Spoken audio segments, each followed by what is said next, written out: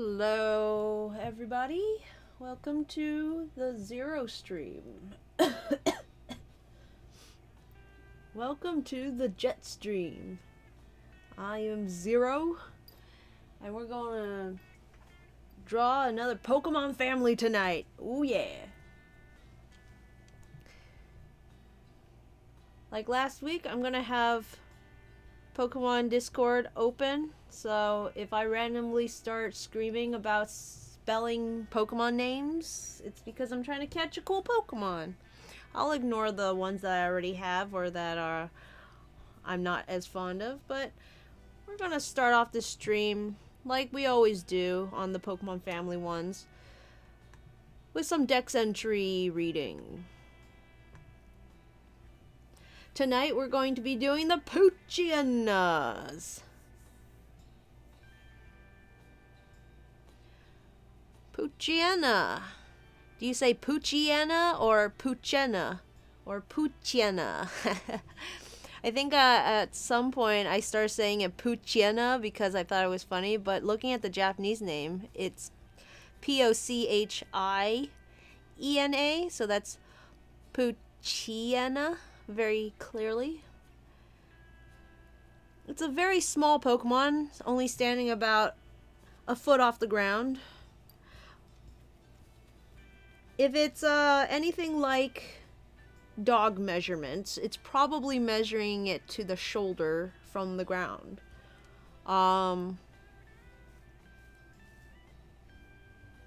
So there may be a little more height as to where the head ends up being.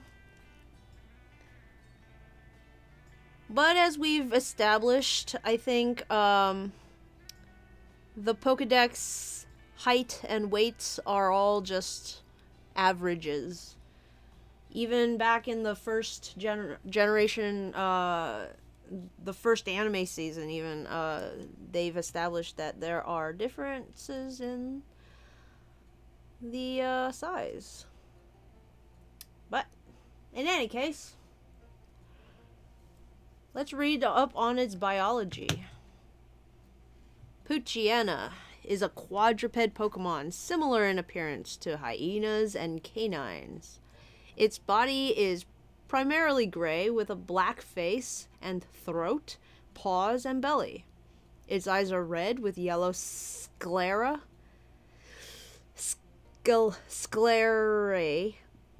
Sclera, I think. I don't know. And it has a red nose. Poochyena, the red nose. Pooch. I thought hyenas were canines, but my friend looked it up earlier today and found out that hyenas are actually more related to cats. They aren't cats, nor are they canines, but whatever kind of animal they are closer to cats, which is interesting. I always thought of hyenas as a wild dog. The lower jaw has two pointed teeth sticking out. The fur at the base of its tail is rumpled and shaggy. Poochyena has gray paw pads on its three-toed paws. Poochyena has a keen sense of smell, allowing it to find and chase its prey with ease. It takes a bite at anything that moves and makes the hair on its bristles, its tail bristles, bristle out to try and intimidate its foes. Known, I'm having trouble reading today. Known for its tenacious nature, it chases after prey until the victim becomes exhausted. If its prey strikes back, it may turn tail. It is omnivorous and will eat anything. Them's dogs will eat anything. This Pokemon lives in grasslands and forests.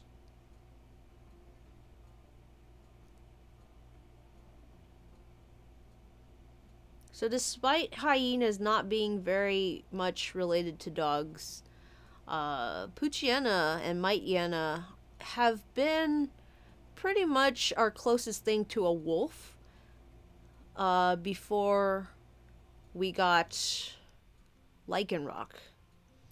It's these two and also Manetric slime. Electrike and Manetric. Good dogs, but not quite the look of a wolf that we were wanting. But Poochyena are pack animals, I believe. So, it was close enough for us for a while. So let's see. Ruby says they take a bite out of everything that moves, chase after prey until the victim is exhausted. And they do use the word victim, not so much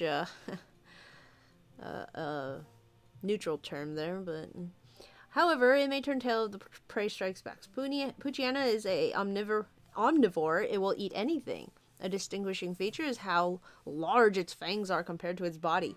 This Pokemon tries to intimidate its foes by making the hair on the tail bristles out. Emerald says it savagely threatens foes with bared fangs. It chases after fleeing targets tenaciously.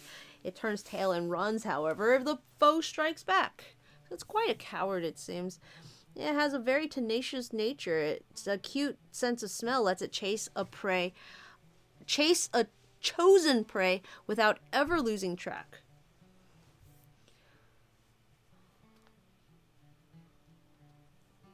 Let's see. Let's see if X and Y have anything new to say. Persistent nature, exhausted prey, tenacious nature, acute sense of smell. How about... What? There's no entry for... Wait a minute. Why isn't there an entry for Sun and Moon? There just isn't one. Ooh. Come here, you. I am being overrun by ants, my friends. Our kitchen right now is just absolutely covered with them. And anytime I stand in that kitchen for more than half an hour, I myself am covered in them. So I am feeling very itchy today. And I'm finding ants crawling on me now and again. I will say, ants actually smell delightful. At least these black ants that I've been smashing. I don't know why, but something inside of them gives them a bit of a floral flavor, I believe. The ants shall rule again. Ants are pretty cool creatures, but I will not abide them. If you are an ant and you are in my house, your life is forfeit. In any case, hello Chico, welcome to the stream. Let's read up on Mightyena. Mightyena is 3'3",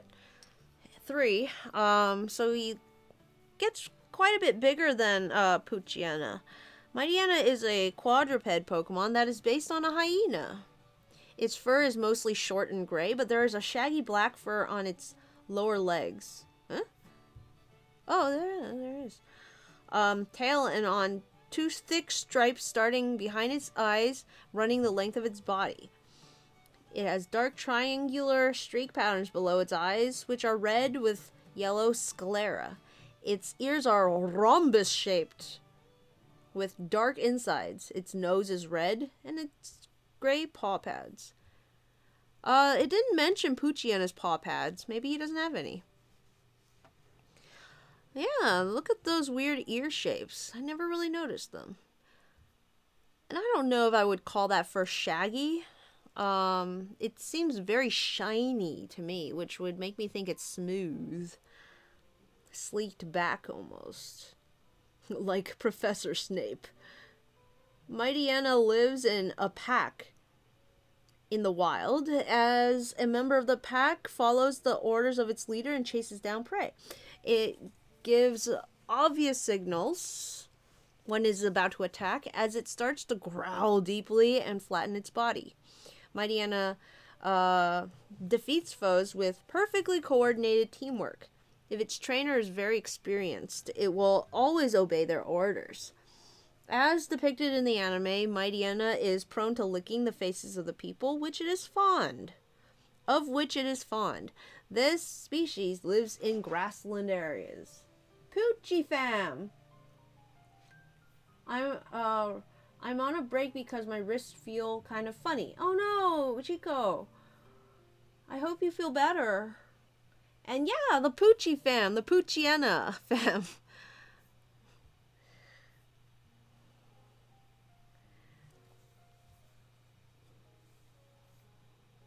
Yeah, for the longest time, these pooches have been all we had to.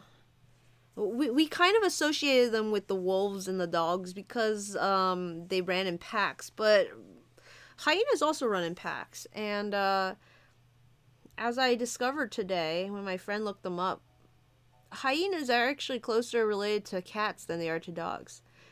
It is said that hyenas are the dogs of the cat family and foxes are the cats of the dog family.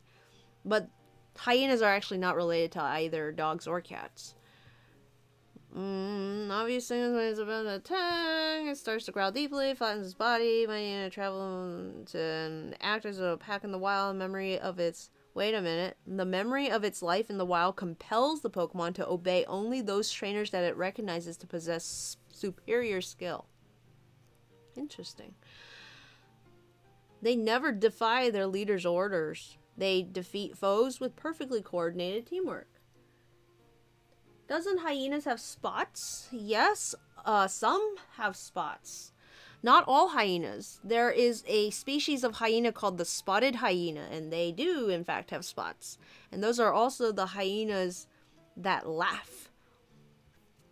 Mightyena has some spots. It's those stripes under its face could be considered a type of spot. But if anything, it looks more like a badger because of the streak down its back, or even a skunk type mustelid sort of creature,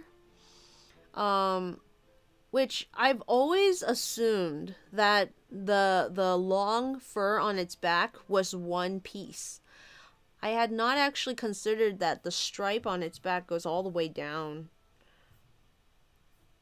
Let me take a look at what it looks like from the back.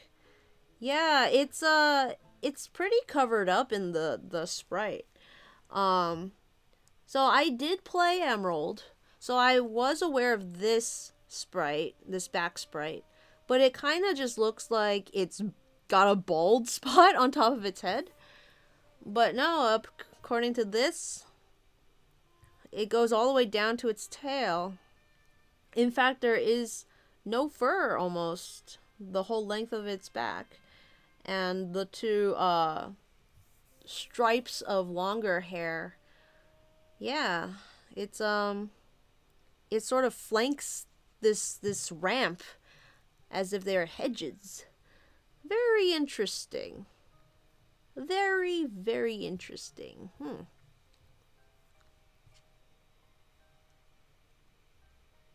Yes, like a wolverine. Which are also related to badgers. Wolverines tend to be a little more on the brown side. They are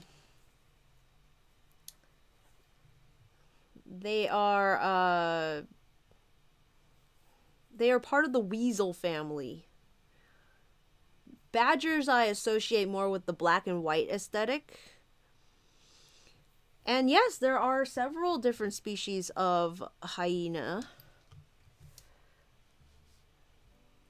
We mostly think of the spotted hyena because those are the kinds that were depicted in The Lion King.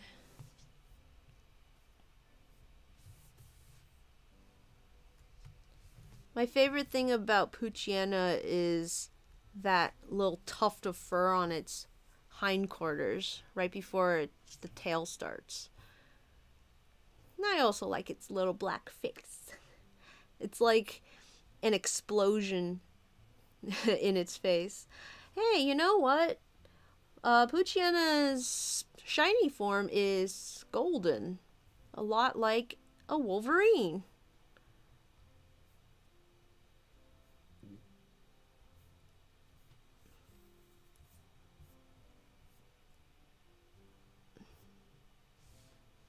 take a look at Poochyena one more time.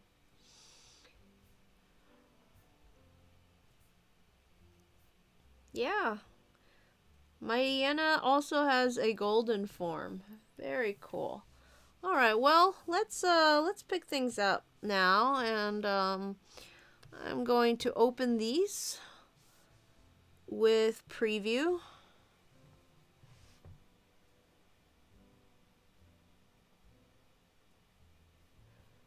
Just gonna pop this over here. I mean, here, so I can see that.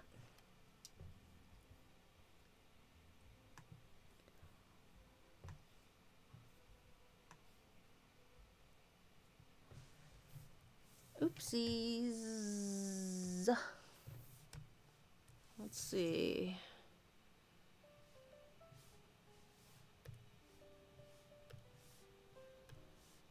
Pokemon Hoenn families. Let's open up last week's family, which was number 03. The Mudkips. The Mudkip family. This is gonna be interesting. I don't think I've ever really drawn these two Pokemon.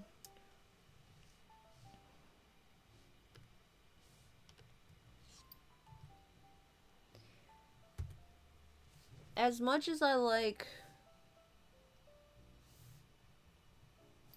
dogs, and as much as I draw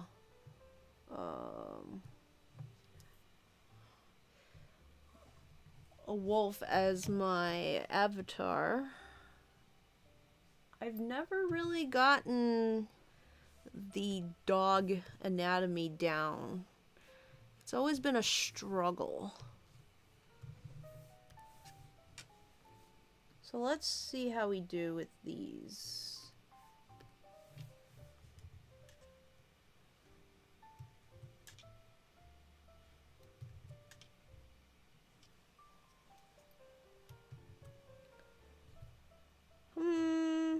Let's just start with a quick doodle of both. And I'll start with a Pooch. Just the way that it's depicted right here.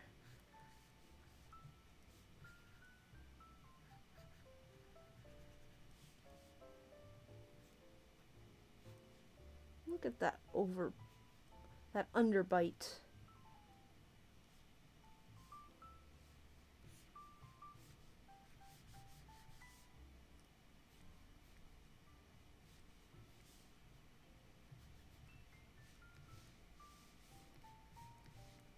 Quite a stocky little bugger.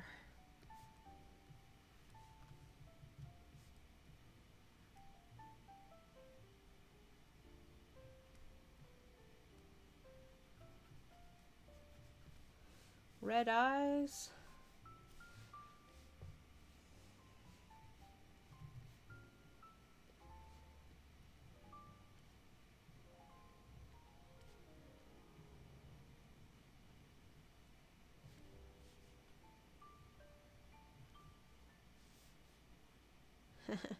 It's so stocky.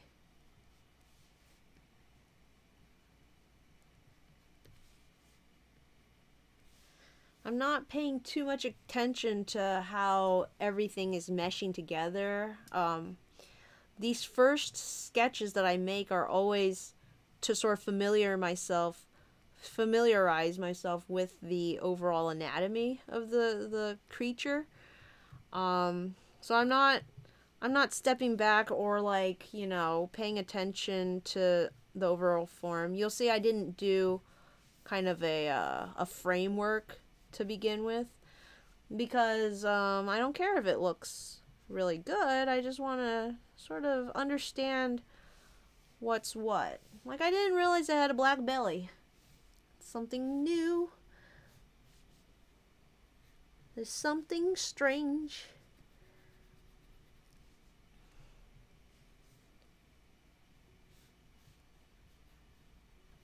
Wait, how does that song go? I'm trying to remember. A song in Beauty and the Beast, I think it was. Was it something strange? Something new? There's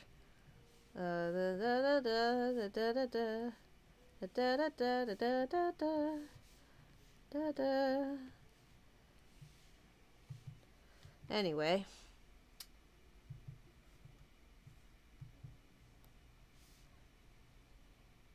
If I donate $8, you'll stream more. Would I? How do you make everything look so good? Aw, you have the touch. Touch! I don't know if Chico, have you ever watched Community Channel on not Community Channel. Is it Community Channel? Not Community the TV show, but Community Channel on YouTube. It's oh man, what's her name? She's that Australian girl from Down Under. She made a video that's like about when you accidentally touch someone awkwardly, like if you're handing them their change or brushing up next to them by accident. And she made a whole song about it. That's what it made me think of. We just touched awkwardly. Anyway. And I don't know, am I really that close to the next goal? I did, oh shoot. You know what? It's my mistake, but I didn't edit the end card. Today's been really busy, guys. But I do have a new patron on the Patreon. It is, I don't know if they want me to use their real name or their username.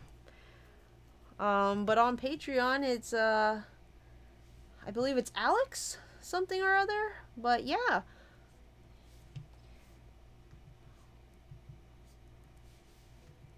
Super excited. It's been, I've been running the Patreon for a while now, and we've been having a lot of fun doing requests and getting to talk about the comic on the Discord. But it's been a while since we've grown any members, so I'm really excited to have someone new in the Discord to chat it up. They've already made a request for April, and it's a fun one.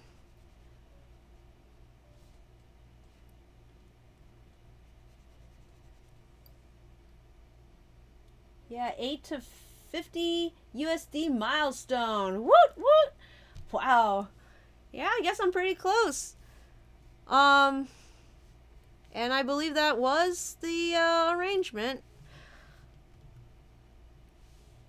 And I'm not sure how to do it yet. Because I wanted to make the extra streams private for the patrons. If anything, I may just have to do extra streams in general and like make them public until I can figure out how to privatize the streams. But I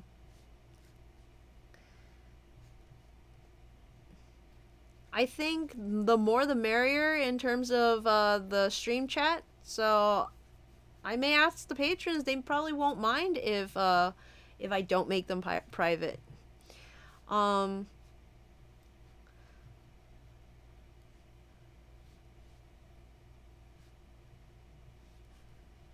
You know, the extra streams can be anything from playing games on the stream to doing more drawing streams. Maybe I could read some Nuzlocke on the stream and we can react to them together.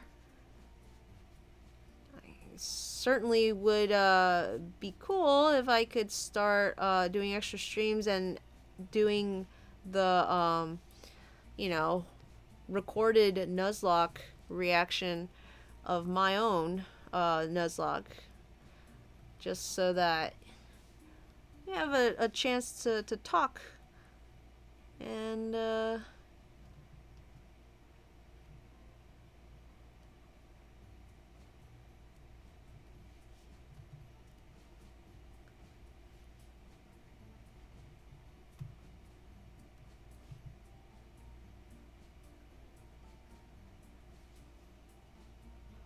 Chico is BRB cooking. Patrons are greedy. We only want you for us. Did some paid gigs, like 20 hours of painting, so I have some PayPal cash. Oh my goodness.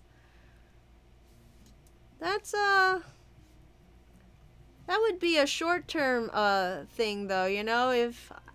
The thing about the Patreon is, I expected people to maybe donate $1 or two a month. Not 15, you know, 10, 8 even. I don't think I offer anything beyond 5, honestly, because I want it to be sustainable. If 1 month you really want extra streams, certainly you could like bump it up to that, but those goals are meant to be sustainable. I don't want a bunch of I don't want a couple of patrons that donate a whole bunch and then drop off later. I want a community that wants to hang out and, you know, stick around, get to know each other, and, like, you know, have some fun, rather than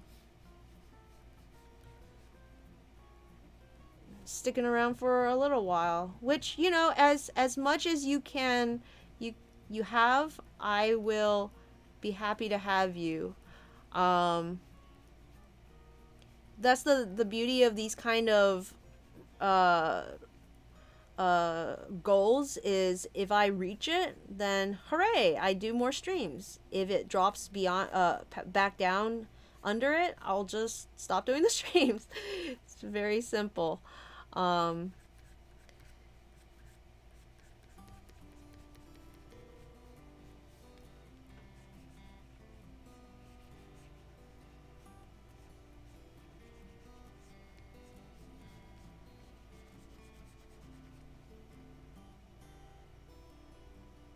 Worried how I'm gonna keep up. Well, that's the other thing about that reward, is I didn't specify anything about the extra streams, other than there'll be 2 extra a month. They may be shorter streams, since they are private, you know. Not everyone can make it every time, and if there's, you know, if everyone has to leave, then there's no point on actually keeping going, because it's just for them. And they should be more chill too, so it doesn't require too much of me. Certainly, I don't want to spend too much time just streaming and not getting work done on the Nuzlocke. That is maybe a concern. But for the Patreon streams, I might even work on the Nuzlocke during a stream. It would be tagged spoilers, so if anyone who doesn't want to participate can choose to opt out. But as long as I get the time to actually work on the Nuzlocke, everything else is just to hang out with you guys. And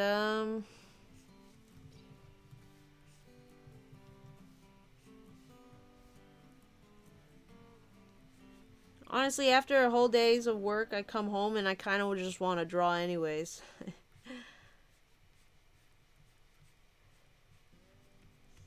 So it's not much different whether I'm drawing on a stream or drawing on all on my own.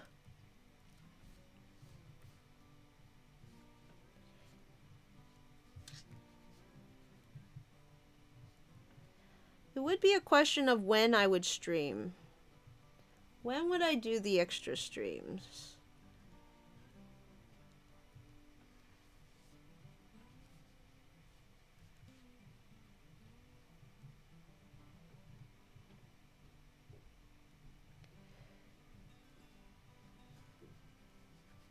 Since it's for the patrons, maybe I will try and make a time that's more convenient for them.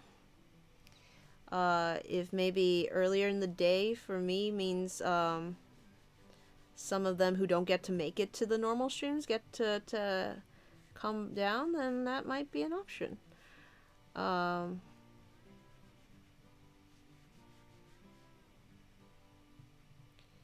We'll have to see. We're not quite there yet.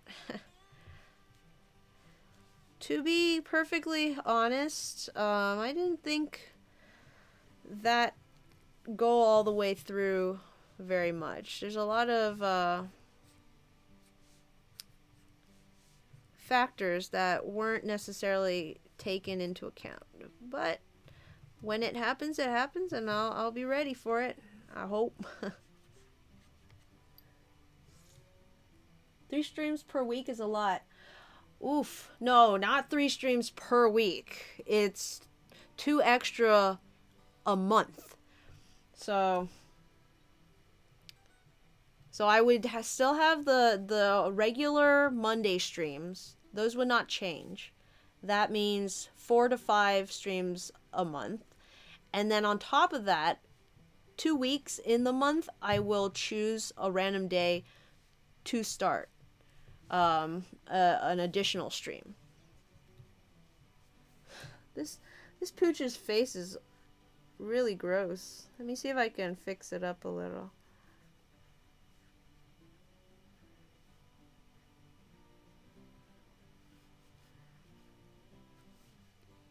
I hope that is clear. I may have to reword it if we do reach that goal. But yeah, I would definitely not be able to keep up with 3 streams every week. That is not my actual job. I have a day job that I go to for 7 to 10 hours a day, and when I come home, it's a little bit tiresome. But we will make it work. We will make it work. It's only 2 more streams in a month. I say only, as if that's a easy task. Okay, let's try these 2 in a different pose. Let's have them next to each other. Let's have these 2 good boys sitting next to each other. You know, I have a lot of friends who really like Poochyena, and I don't know. I don't see the appeal. I've never been a big fan of its design. I think it's that space on its head between the stripes. It makes it look like it's balding.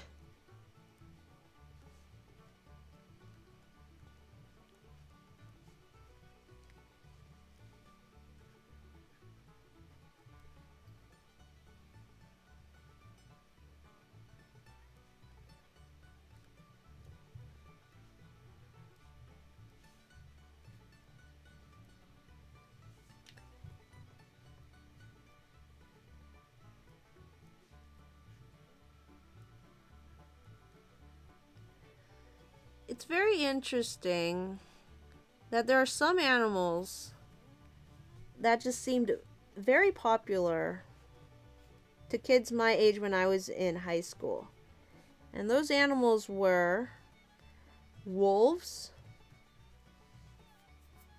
horses, and dolphins. Just every girl, and a lot of boys even, my age when I was in high school, were into those. And wolves were always kind of the, I don't know, like, gave off otaku vibes, if you know what I'm saying. It was like, you felt like a big dork for liking wolves. At least I did. I'm sure they unironically liked wolves. I had to have excuses for myself. Like, no one was judging me. I was the one judging myself. But I had to make excuses for myself if I wanted to like wolves. It's the same feeling of sort of like being into something that's too popular that gives you. Like, I didn't take Japanese in high school as a language because I didn't want to come across as too weebish. All my friends are taking Japanese because they got to watch anime in class and they wanted to, like, you know, talk like the anime girls, and I was like, I'm not like that, I swear. I did watch anime. I was really into anime and manga. I just didn't want to come across as being too into anime and manga. It's a thing that I've done my whole life, is being contrary. I've always been contrarian. I didn't like being associated with a group. I'm starting to come out of it. I'm starting to allow myself to actually enjoy stuff. But you live a certain way for long enough, and it kind of becomes an ingrained part of your personality, I think.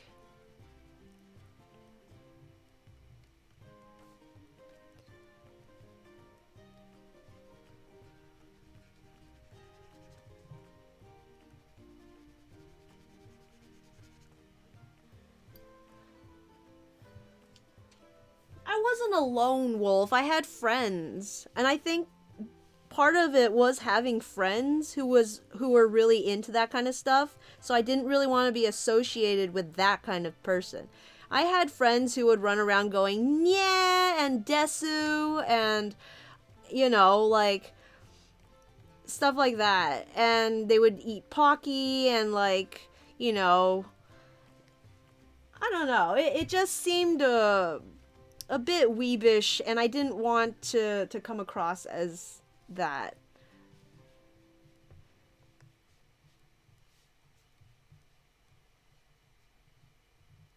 But I did have friends. I had friends who were into that stuff.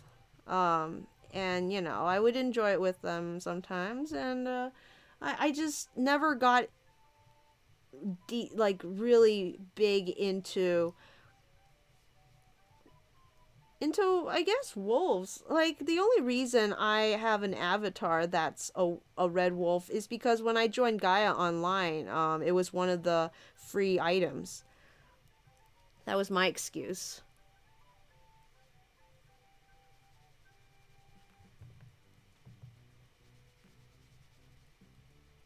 They gave you a wolf tail and wolf ears and, like, the whole shebang, the whole set.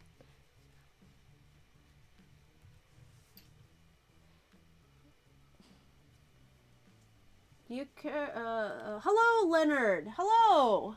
I almost missed ya. Welcome to the stream. You're a closet weeaboo. I mean, you're hello. People say they won't ostracize you because of your taste in hobbies, but they totally do. Oh yeah, and like, I think I'm definitely one of them. I don't act upon it.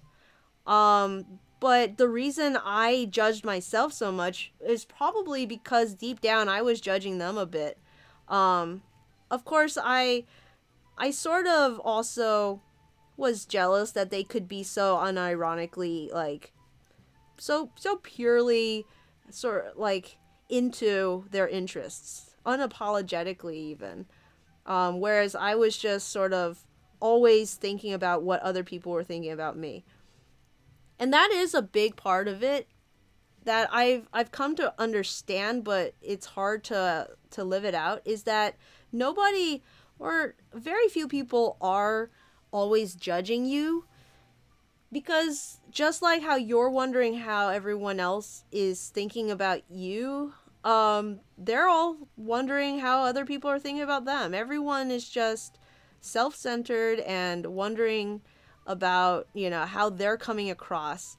Too busy to really be like those mean girls on TV that are like, you know, gossiping about you.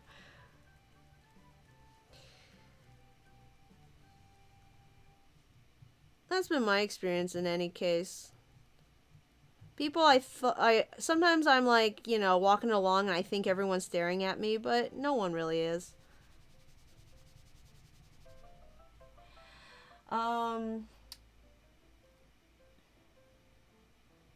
You're a girl who cares. Do you care about looking like a weeb now? I thought girls weren't judged like that. Do I care about looking like a weeb now? Yes and no, because now I have a better definition of a weeb, and I definitely don't want to be seen as one of them. And I don't think I am one of them. Nowadays, I think we've kind of established definitions, and a weeb has negative connotations. Even in Japan, even as an anime fan, you do not want to be considered a weeb. It's like being, you know how every culture, every clique, every social group has their bad eggs? Weebs are like the bad eggs of the anime culture. You want to be respected and respectful, and I don't think weebs are kind of into Japanese culture in a fanatic way. They almost don't really treat it as a culture anymore. It's like an interest for them. And the Japanese aren't your interest. They're people. You know? Be respectful.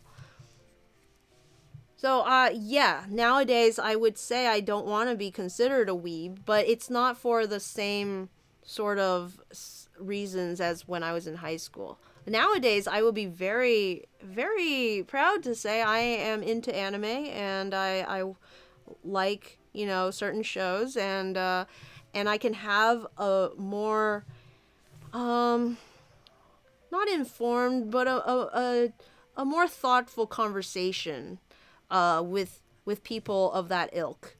I am more read, I suppose you can say. You know, when you're a kid, you've only seen a handful of anime. You can't really have a good litmus for what's good or bad. Which is why I've never, you know, just jumped on people who are like, oh, I just started anime and I really like Attack on Titan, or I really like SAO. And like I feel bad when people are like, oh, you watch SAO? Yeah, come on, watch some real anime. It's like, no, come on. Like if that's their first anime, let them have it. They haven't become jaded yet. The world is still open to possibilities, and it's a good place to start, I guess. I haven't watched it myself, and it is certainly problematic. But there's so much out there for them to experience, and if we like shoot them down right away, then what kind of community are we? What did, you know, why would they want to join it and be a part of it if we're so exclusive like that? Speaking of SAO, though, if you haven't seen the SAO abridged, it's very good. It's even better than the anime, I hear. I haven't seen the anime, but the abridged series was not bad at all. It did not make me nauseous. Take that back! That's why ants were places. Take what back, Chico? What did I say to offend you? People are too busy judging and feeling judged to have a life of their own choosing. Ergo, people are dumb. Yes, people are very dumb.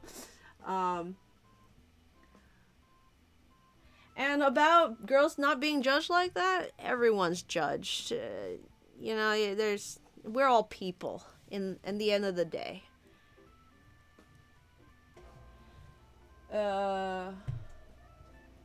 Join the Weeb Army, make it stronger. You get to the point when you enjoy what you like and don't care about it. I watched Yokai Watch, and people are like, shouldn't you be watching Evangelion? No. Evangelion! Don't watch SAO, and I'm like, meh. If someone were to watch SAO and they are well watched in the anime, I would question their taste. If someone watches SAO and they are new to anime, I would encourage them to watch other stuff. I would not shoot them down right away. Yokai Watch is really cute. Let me draw these pooches from the back.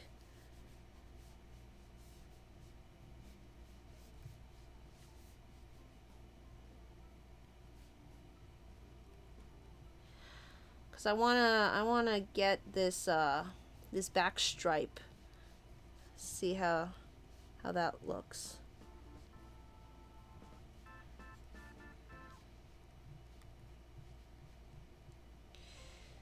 Drawing something from all angles is a great way to test your knowledge of anatomy, of spatial awareness.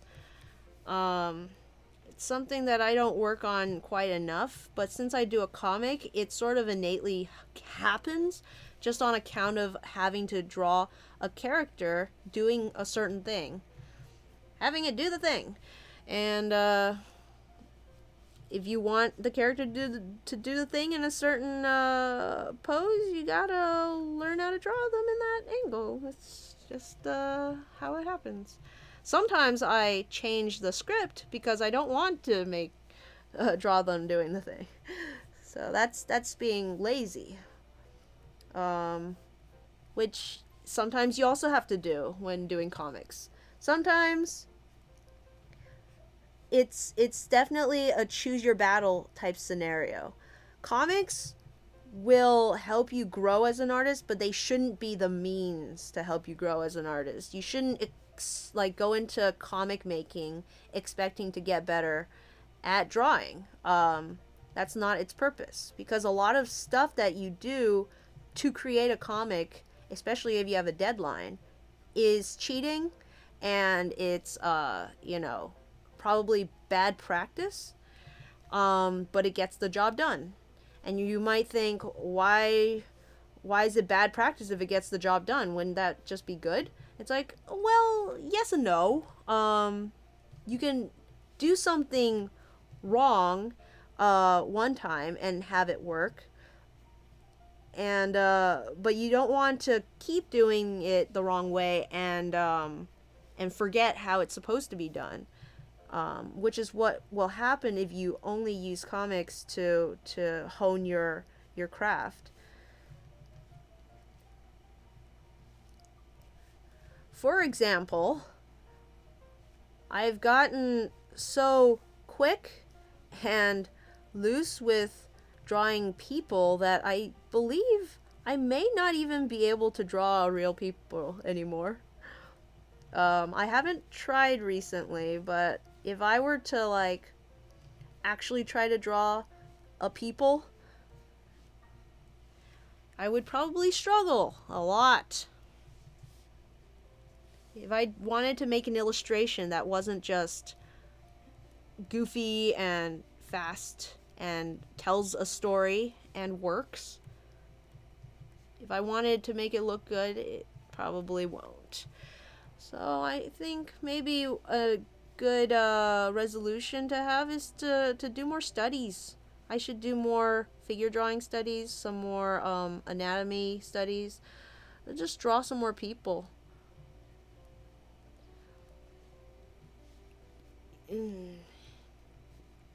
I probably should learn how to draw old people, since Getsis is coming back into the comic and I'm gonna have to draw him a couple of times. Yeah, he's gonna be featured prominently soon, as his plan goes. Ah! Ants! Ah! Ants! Come here! I missed it. Oh, there you are, you little bugger.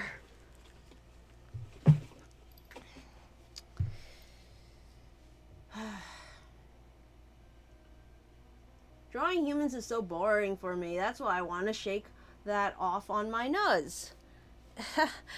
Just make your humans more interesting.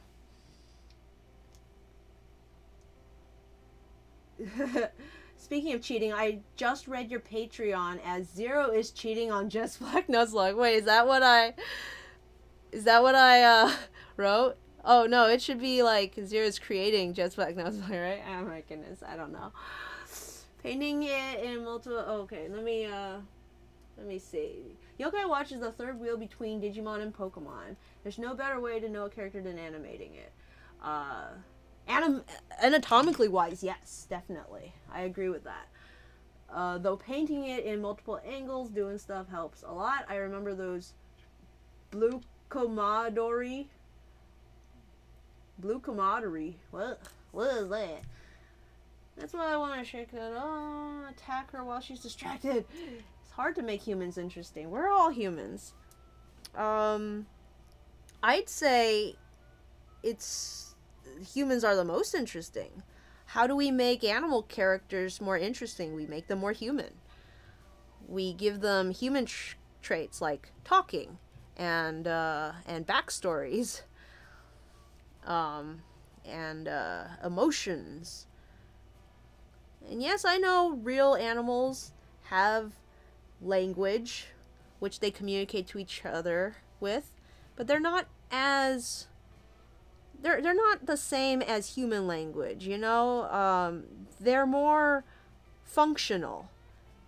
They're communicative, but ooh, a Rattata. Rattata. Oopsies. How can I Rattata? How can I misspell Rattata? That's embarrassment. Yeah, like they communicate useful information, but maybe not telling stories or planning the future or such like that. There may be a species of animal that does something like it, but not to the degree or in the same scope that humans can understand. In addition, they don't, you know, have the same emotions as we do.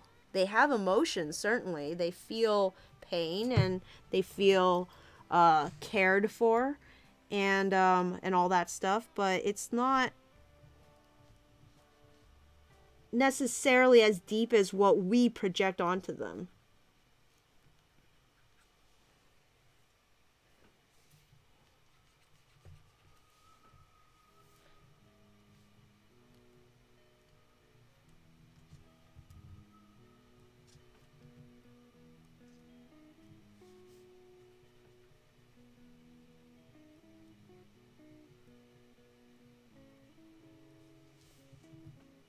Frittata.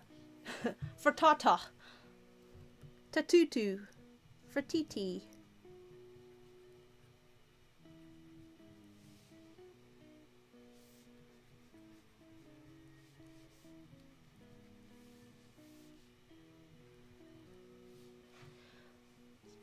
Lillipop.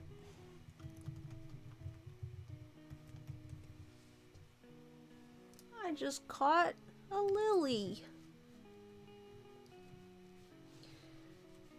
Da, da, da.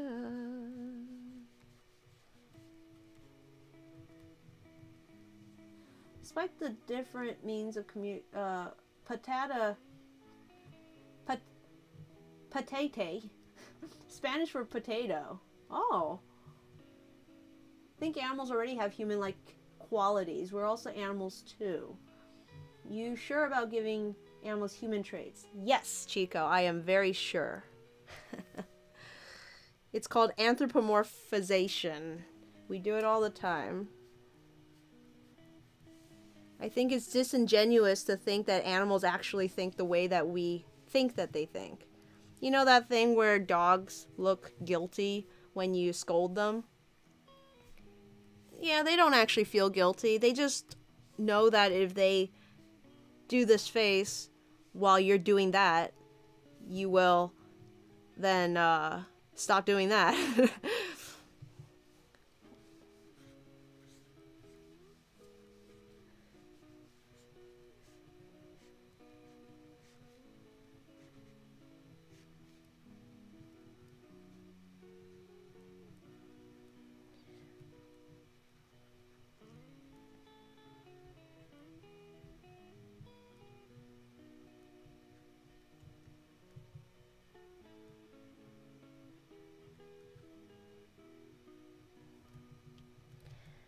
And just to say, humans are animals too, doesn't really mean anything.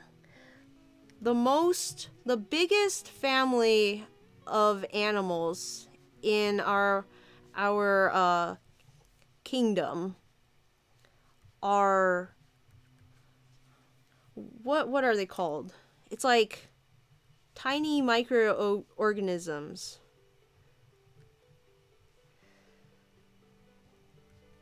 That function on maybe 1 or 2 cells even. You cannot say that those few cells have the same complex society, or maybe not society. I can believe if they have a society, but the complex emotions and feelings and thoughts about the future that other animals might have.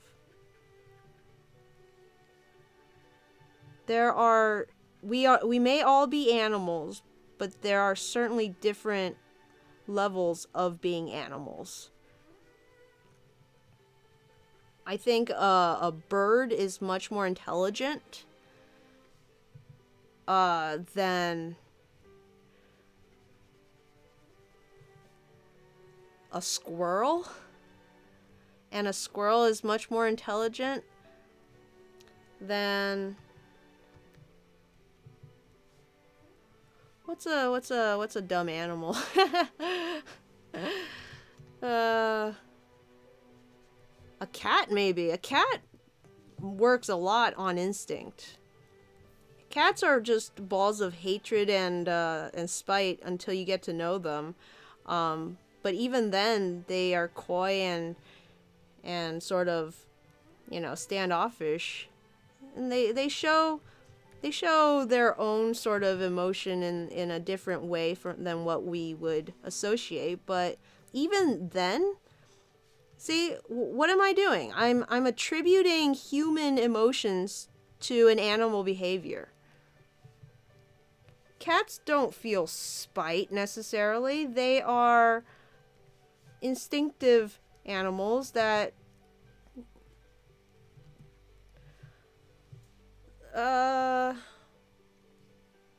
maybe a little less social in the sense of being like doting as a dog would be. So what we see that and we say, "Oh, the dog loves me more." No, we've just bred it to pay attention to us, What is this thing? Catch Hakamoko. I have no idea. I'm probably not even gonna try.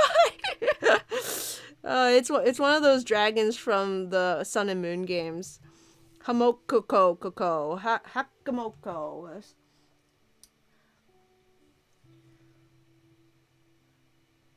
But are they smart because the cells can do that? Or are they, like, reactive? Like, they intake information from the world and they automatically do a thing.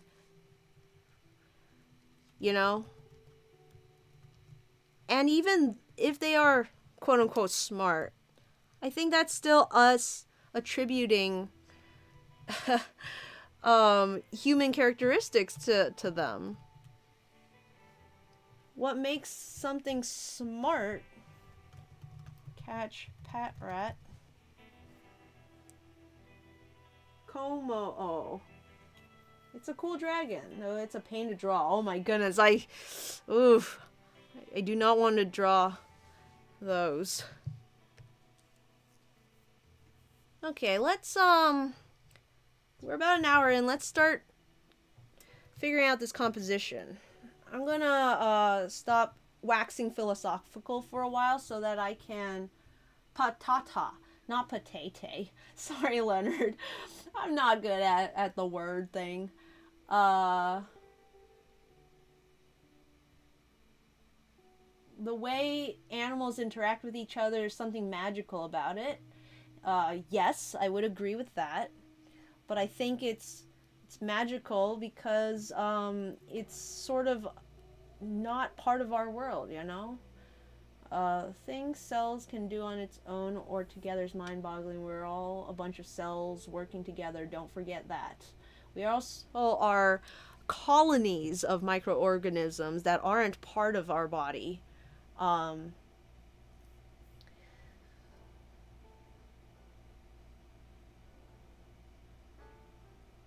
Carl Sagan said, "We are the universe trying to understand itself because we are made out of universe." Oh man.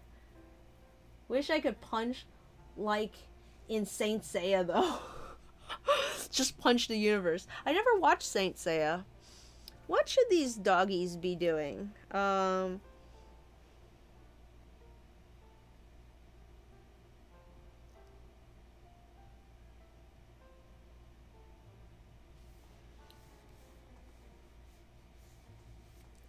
It's an Audino.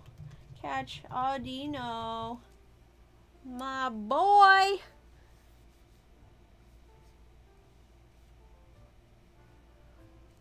Okay, let me try a thing.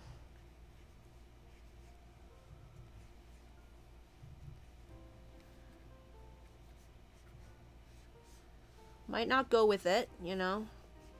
I'm just playing around with the options.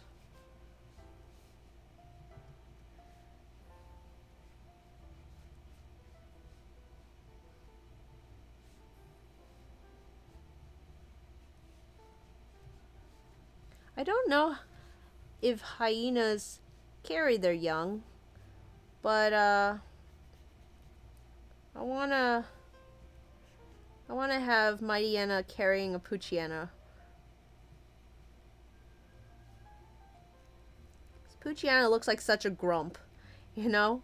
I feel like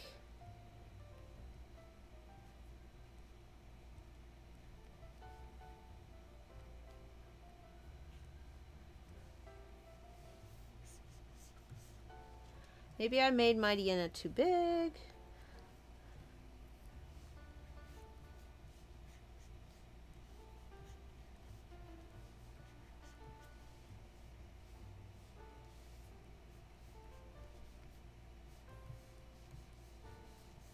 I want to bring the body down a bit so I can have this leg on that side.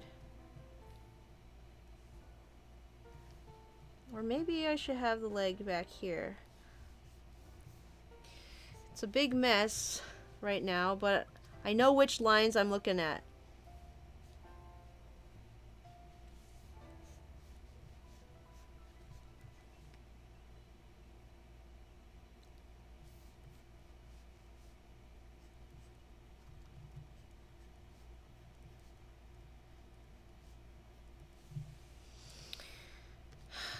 Let me refine this a bit so I can tell what I'm looking at.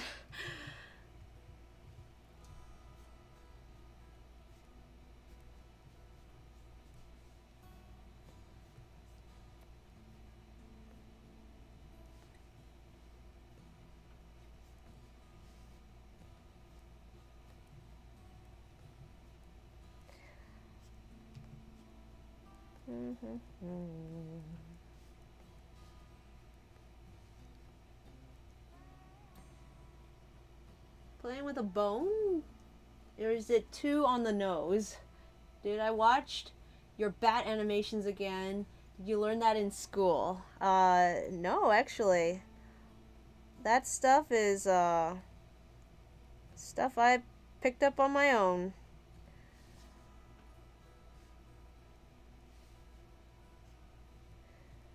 They did not teach 2D animation at my school as much as I wanted to learn it. They did one class on After Effects which was kind of 2D animation.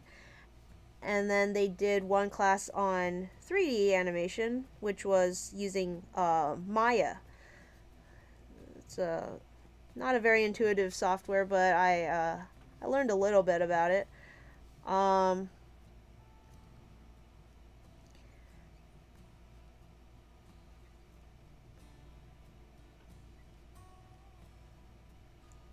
But the 2D stuff I kind of picked up on my own.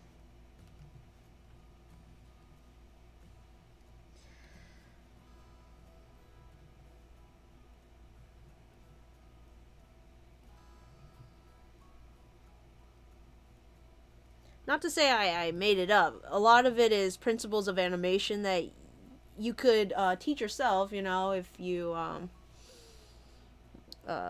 do the research, Google and YouTube and all that. Watching movies also does a wonder. And honestly, I'm probably doing a lot of stuff wrong while I did the bad animations, because no matter what I did, by the end, it just became a nightmare to work with. The files ended up very, very clunky. Like, I can't imagine if I had to be on some kind of team working on it, and like to pass those files off. Oof. I would feel bad for whoever had to deal with them after me.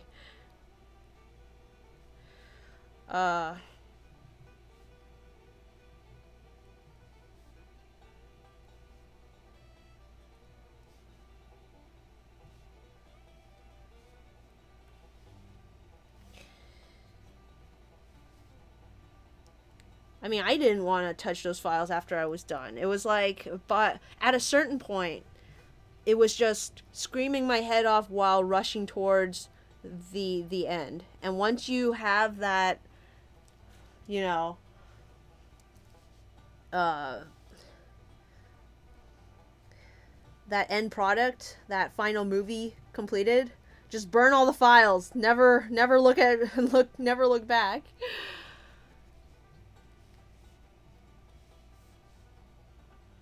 I do really want to do some of the principles of animation exercises. The stuff that they would have forced me to do in class if I had taken a 2D animation course never happened, you know, because I didn't take the course. So stuff like the ball bounce, the bouncing ball, which everyone's like, oh, it's so basic. Why would you have to? Well, there are merits to starting basic. Stuff like, what's the other one? The flour sack. The flour sack exercise. I definitely want to try that one out. Very useful stuff for any animator to have under their belt.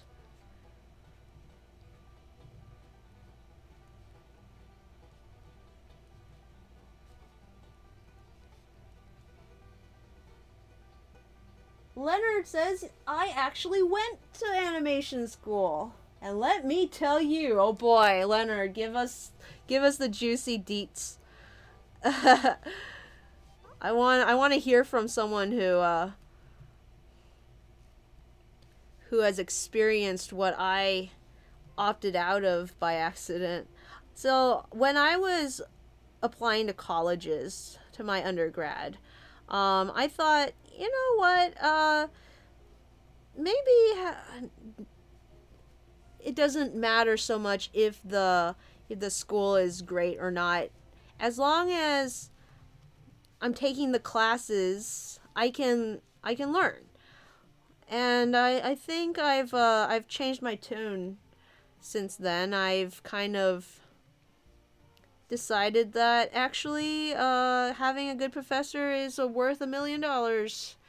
And I kind of regret not going to VCU, which was I think the best art college on my coast back when I was trying to decide. I don't know how it ranks now, but they had kinetic imaging classes, which probably would have been more animation than what I ended up going with, which was new media. So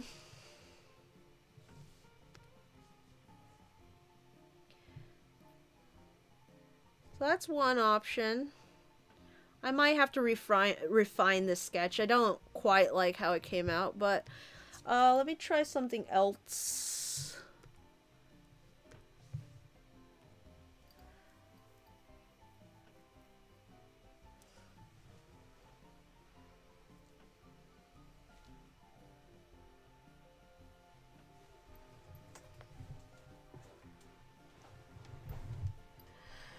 Completed 30 animations in 10 days. OMG!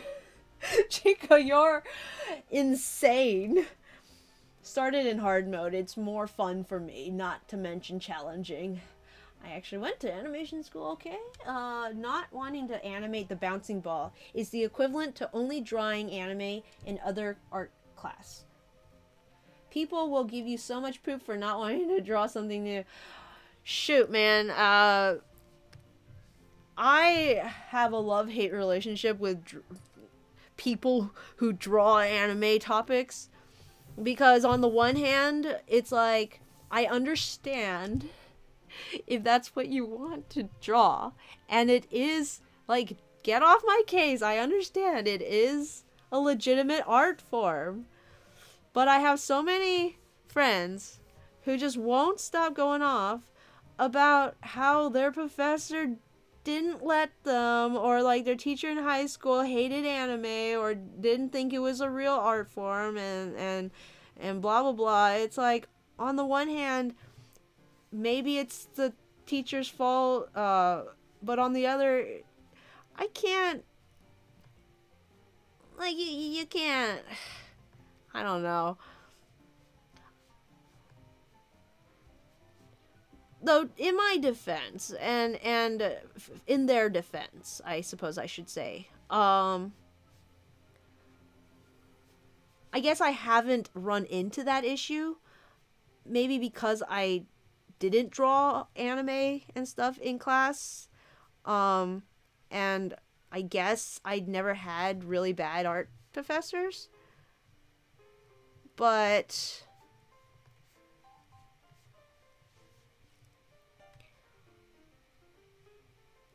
I just don't understand it. I don't think it looks good when people who draw anime only draw anime. They don't quite do it right, you know? And I always say to start by learning the basics.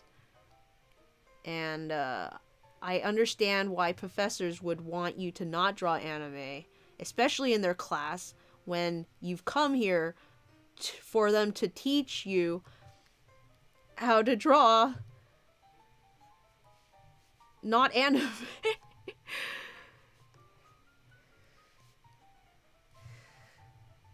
I don't know. I guess I've never really sympathized with people who complain about not being allowed to draw anime in for their assignments or whatever. But that's just a pet peeve of mine. And it's hard to argue with them either, because most of them have been so jaded that they no longer care about pursuing an art career. And personally, I think if you are not trying to be a professional artist, then you should be allowed to draw whatever you want in whatever style you want, and no one has the right to tell you otherwise. Because you're just doing it for fun. And so I'm not going to argue with you. But if you're in art college, if you're in an art college, you are here to learn how to do the thing. And I don't have any sympathy for you if all you want to do is the anime. And you know, some of those people might be able to take that and run with it and become successful, and that's fine. I'm not gonna complain about that. It's just, oof, when they complain, I kind of side with the teachers on my gut reaction, I guess.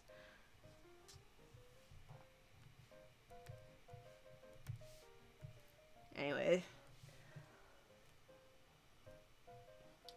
I wouldn't want my students to draw anime. Like, get out of my class. Hypothetical guy. Thing is, you never know everything. You can always learn. Yes. Yes. I think the worst kind of students are the ones who think they know everything. If you struggle, that's fine. I can help you with that. If you don't understand something, that's fine. I can help you with that. But if you think you know everything, then why are you in my class? You know, if you don't want to learn, then why are you here?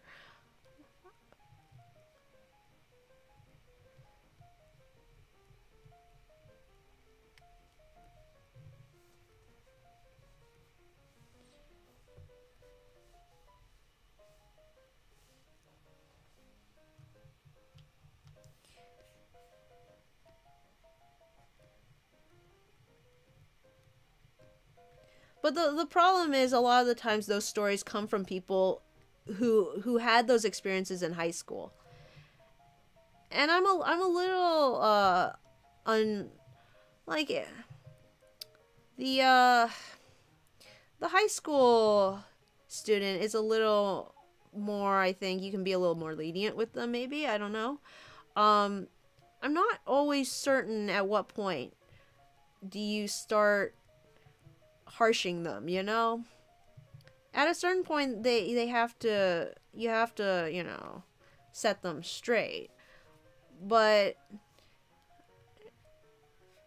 there's a period of cultivation where you're just making sure that they're really into the thing, that they actually want to get better. Before they've made that decision, you could accidentally traumatize a child and make them hate art for forever if you start critiquing them too soon. But then again, if you don't critique them soon enough, they get stuck in their ways, and then they become one of those people who only draws anime and they don't want to do anything else. So it's like, well, this works. Anyways, I'm ranting too much. I don't want to just talk about negative feelings, you know? I feel like this isn't working. I need to move this over.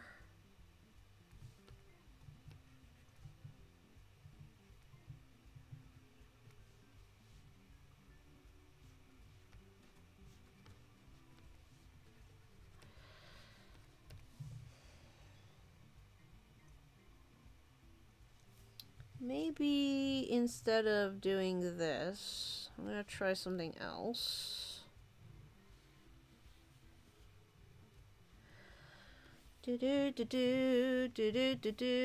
Elmo's World.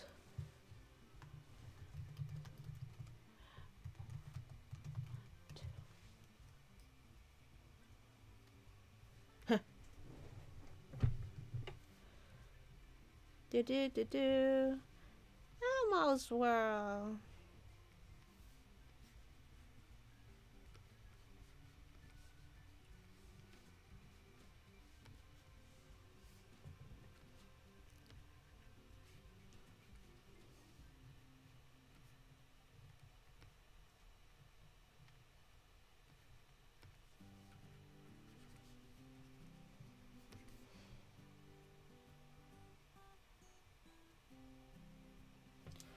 No, I don't like it. I don't like it. It's not good.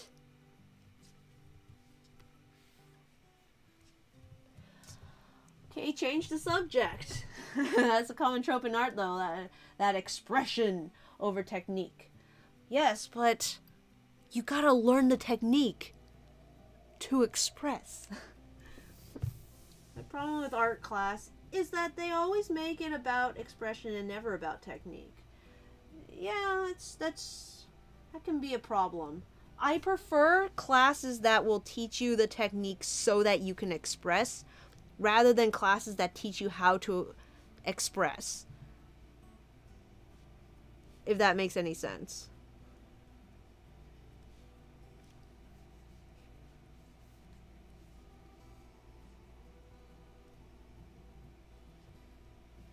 Maybe I can make him standing up. Mm-hmm.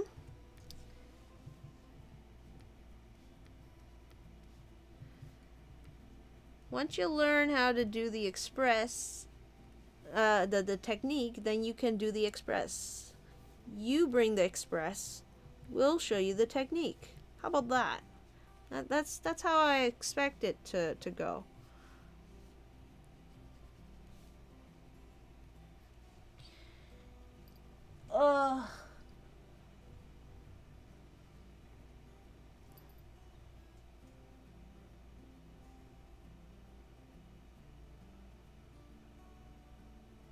But you can truly express yourself if you don't know the tools. Oh, what? Can you really? Espresso.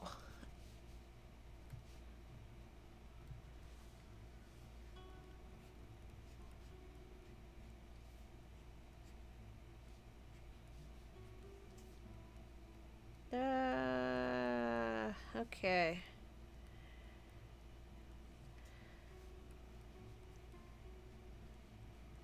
Sometimes I feel like I lack the technique to properly express.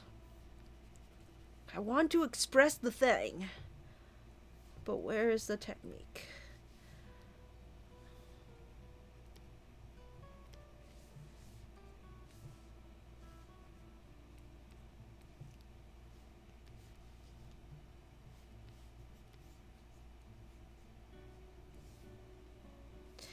Now the problem with this image is I'm implying that they are eating someone's bone. Which Pokemon would that be, I wonder?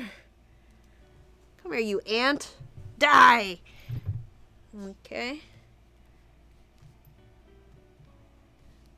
Maybe it's not a femur or anything. This is just a really big Cubone's staff thing.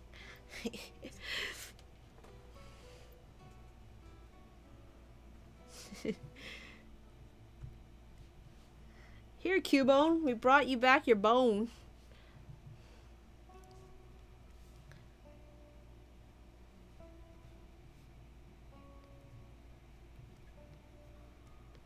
This is a pretty fun one, I think. It's not anything incredibly special.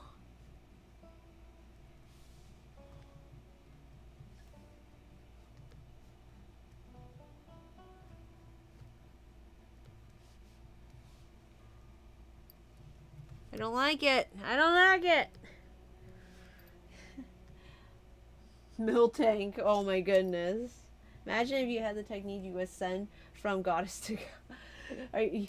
You're implying that the goddess is ranked below the god.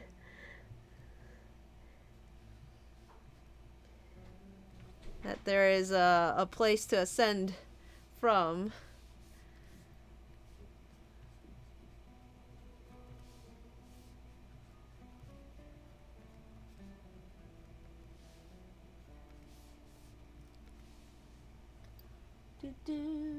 Like the other one better. Let me take a look at the other one again.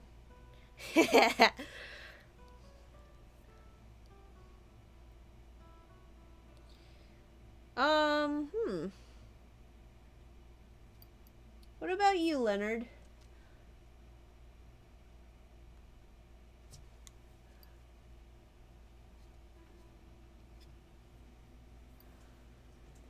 The whole Tepig family always smells bacony. Let me try this body again. Let me just redo the entire body and see if I can do it better. I don't know what happened, but I don't like it. I don't like it.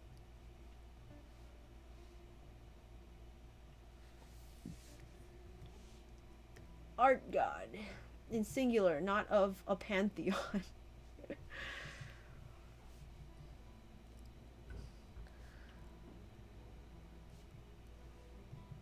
Kind of like both. Expression on the little guy, hyena guy of the first one. And I kind of like the shape of the face, or at least the muzzle on the adult one. I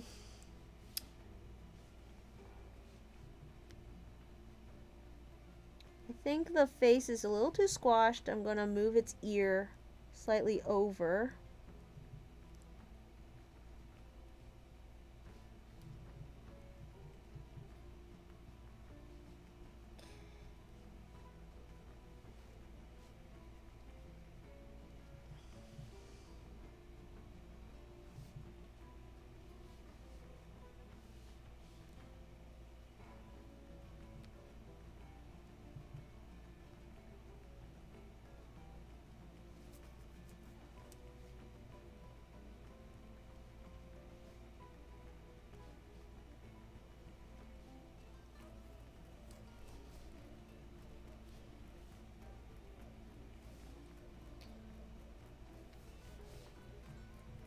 Maybe Poochyena is too big. I think that's part of the problem.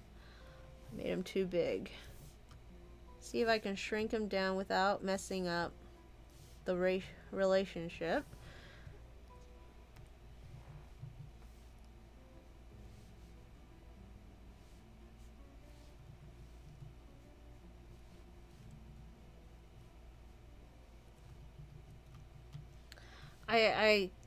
I'm like a little hesitant about this one because I don't know if hyenas carry their young like this, but I guess since they're Pokemon, I can make them do anything.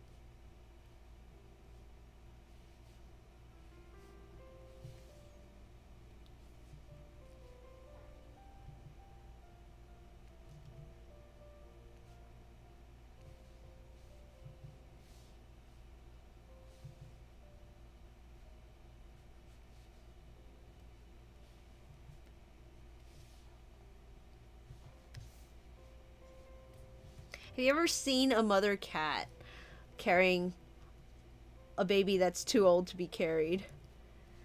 Like, it's almost the same size as the mama. So she's like got her head way back. And she's just kind of like waddling.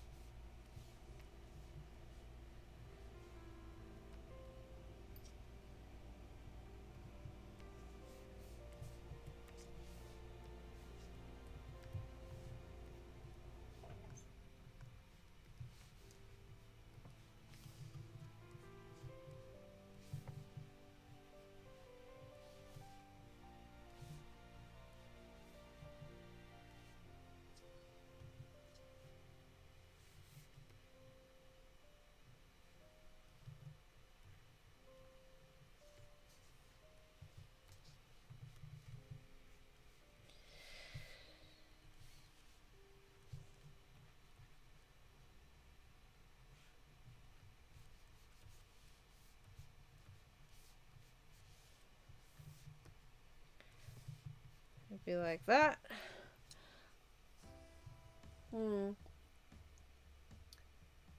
Never watched it, but it sounds funny. I've seen large dogs treating cats as puppies and cats hating it. Oh no. It's like, I'm not a baby, I'm just a small animal.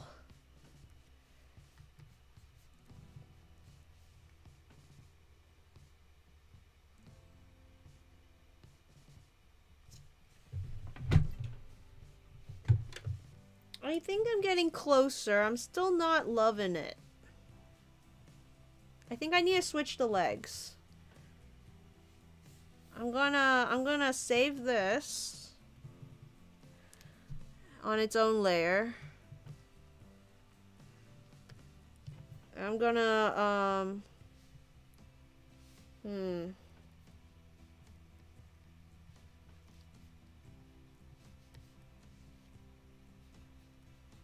yeah, I always thought of this cape of fur on its back as like a mane. Like a horse's mane. I never really thought of it as being two stripes of fur.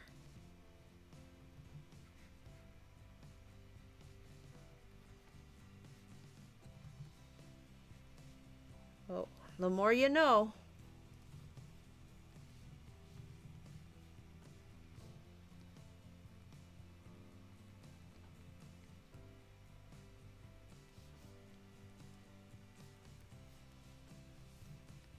No, that's definitely worse. Sometimes you draw something and instantly you're like, nope, worse. Okay, if his shoulder is here. That's another thing that I think that's maybe an unpopular opinion. But I think there is such a thing as bad art. And certainly there are, you know, subjective issues, and it also depends on what art form you're talking about. There are certain art forms that may not be subject to the same rules as others, but I think there are, in at least drawing, especially representational or even cartooning, which it's sort of representational, you know, we are representing in a distorted way. There are objectively quote unquote bad art, and there are bad practices. I don't think it's useful to always point out or to even call bad art bad. I think it could be harmful, and it could break people down rather than build them up to use those terms. But from a philosophical standpoint, I think sometimes the way to improve is to be able to see the difference between bad and good art.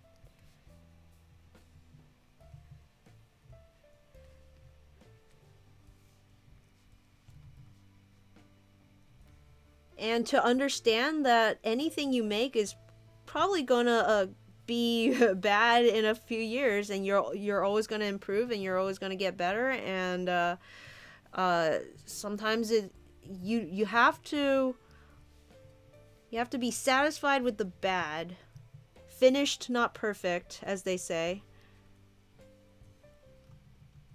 But that doesn't mean, you know, you gotta settle. It doesn't mean your bad art is now good just because you've settled for it.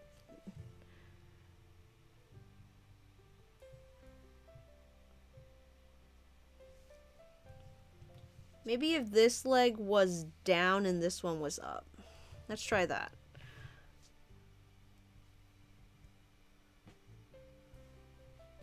artistic does not equal quality. Do you want to elaborate on that, Leonard? Do you have bad art days every day?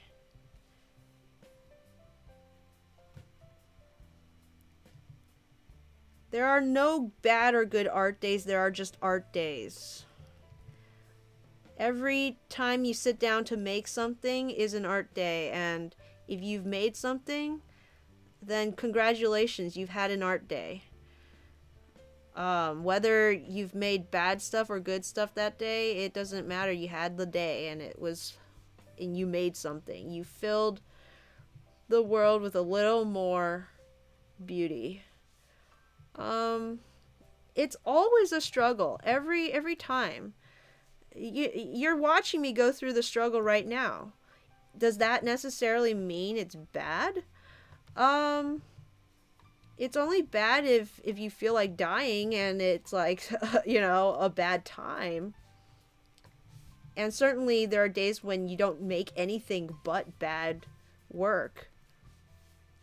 But you can make bad work all day and still have had a good time. And you can make great art that day and had like a terrible time. It's there are only art days.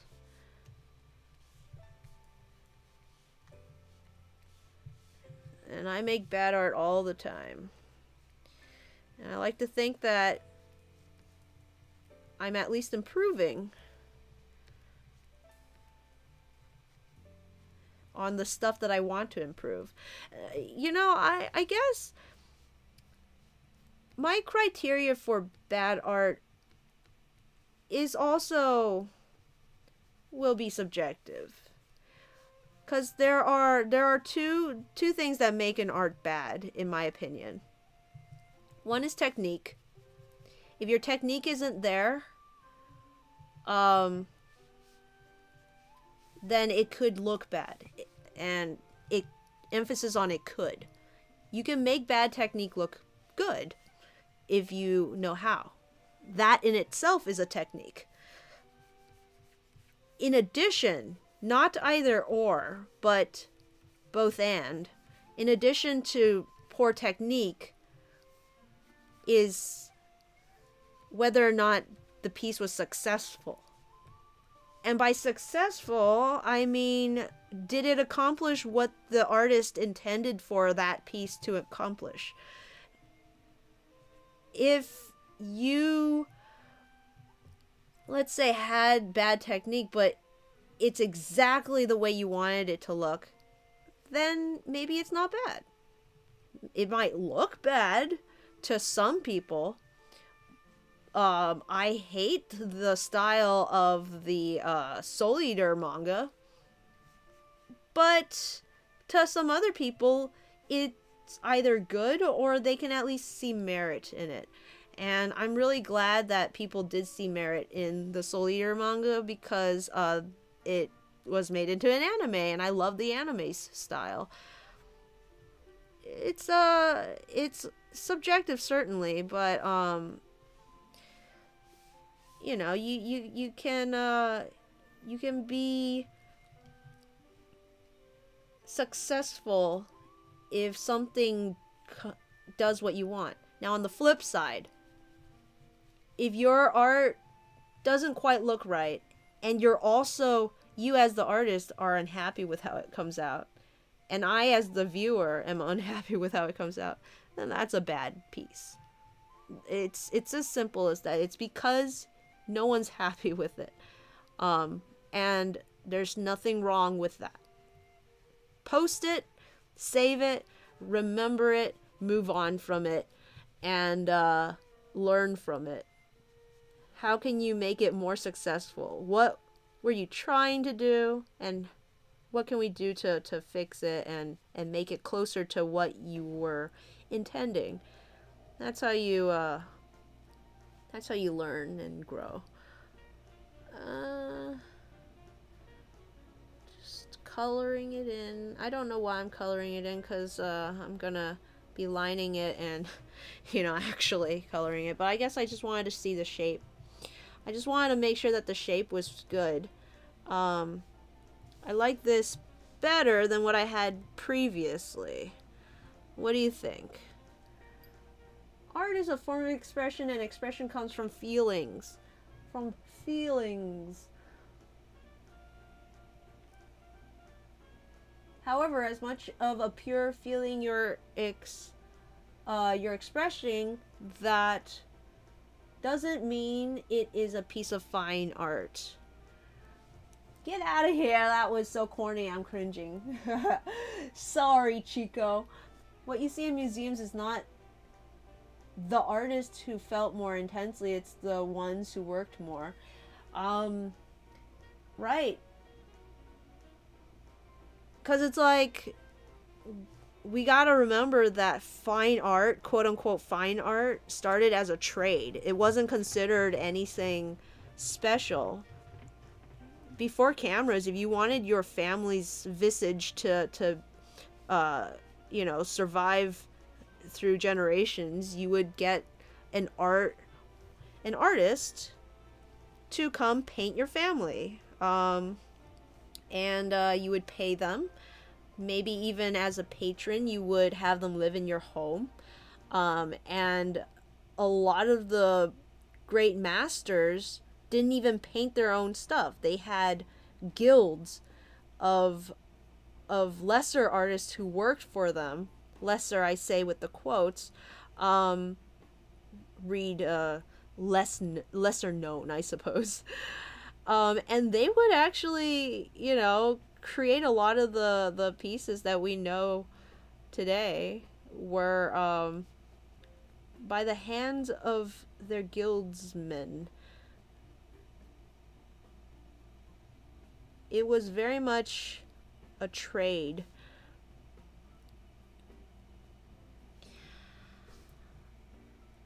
So, is art only a form of expression? I don't think so. I think, especially if you consider animation, in-betweening, like, if those people are artists, they're kind of expressing, but they also are just sort of fill in the blanks. Are designers artists, in a sense, but they're certainly not, like, doing what they feel. They're trying to help a corporation sell something. They're certainly expressing, but in a slightly less romantic way. And I think there's it's important. I'm not saying that as in, like, oh, you know, designers aren't really. No, of course, they have the skills that I don't, and you know, where would we be if we didn't have them? I think more than an expression of emotion, art is a form of communication. And if you can't tell what the artist is communicating, maybe the artist hasn't done a good job.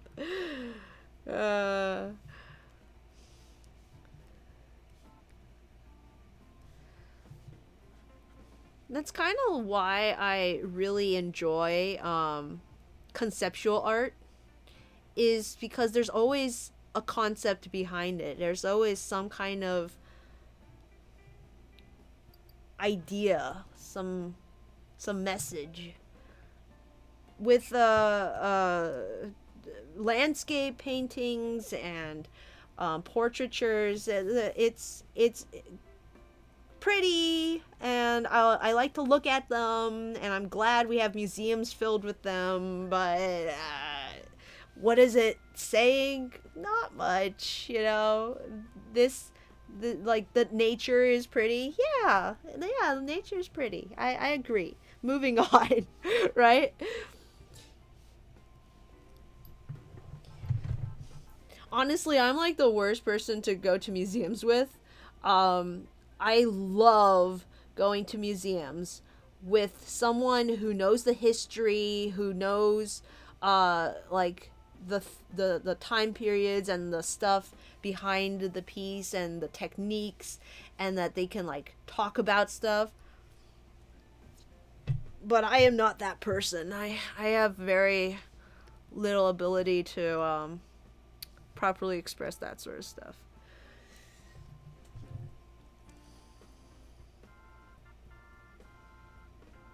Those were the days. Those were the halcyon days. The Poochie reminds me of the Flintstones. BRB, gonna grab a snack. A trivia. I'm the hole who's always spilling random trivia about painters, and people hate me. No, Leonard, I love those people. Oh, they're so awesome to have when you go to the museums. You're my favorite kind of person to go to museums with.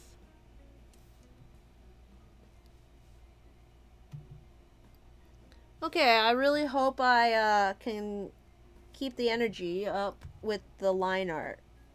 The problem with sketching with an expressive pen like that is once I put the line art in, it tends to lose some of its energy. Especially from all the sketchy lines and the cross hatching. Yeah, it's not always a great translation.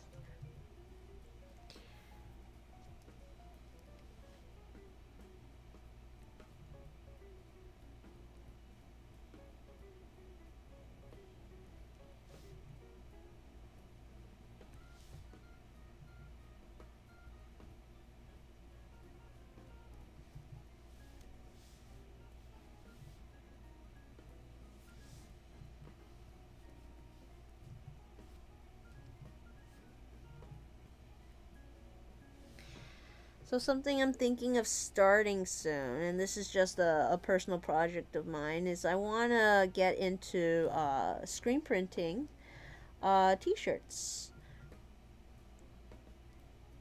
I've only taken one screen printing class.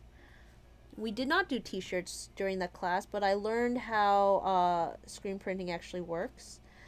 And I think it would be fun.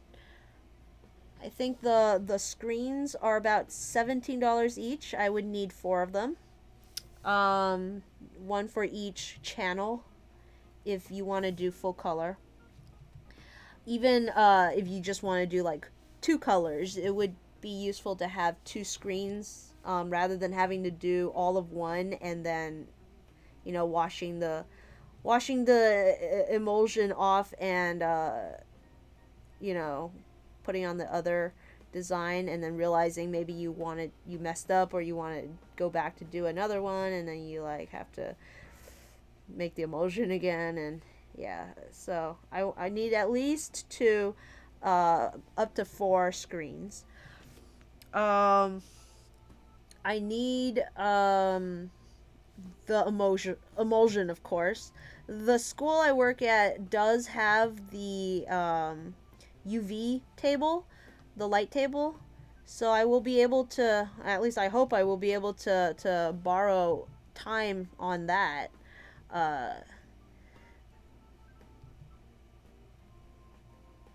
And they also have the power washer to wash the screens out. It's gonna be funny working on the tiny screens. I'll need some butterfly clamps, the ones that like open up so that I can clamp my screens down. Those shouldn't be too expensive. Maybe like $10, I'd say, about. I would obviously need ink. Ink. I would need,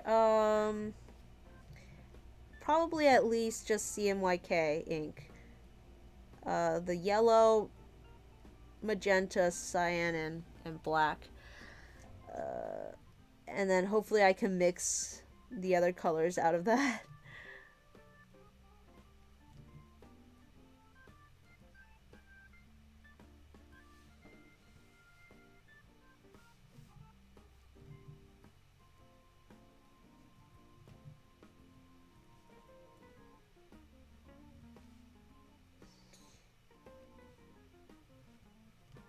What else did I need? Let me think.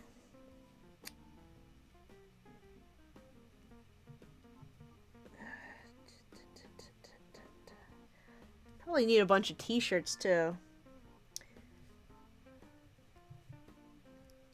I already have the transparency paper in order to print out the designs.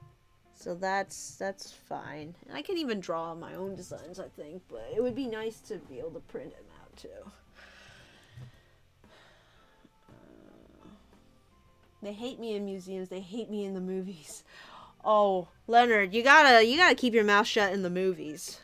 That's just courtesy. But museums, nah, go off.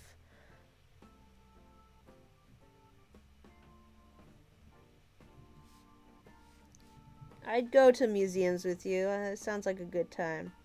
Movies, you gotta be quiet, but I like talking about the movies afterwards. In fact, if I don't have anyone to talk about it with, or even if I do, I still even then go home and then watch all the reviews I can find, all the theory videos and discussion videos. I just love discussion about movies.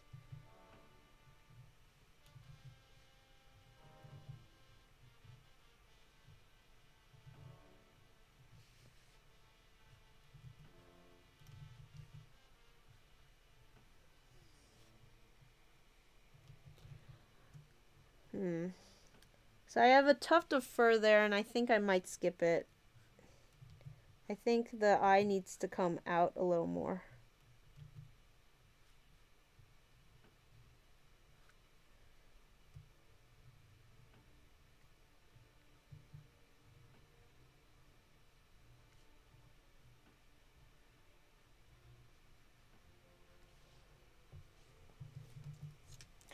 Hi, Tails! Welcome to the stream. Even though you're late, it's always good to have you whenever you show up. And you didn't miss much, honestly. I only just started the line art.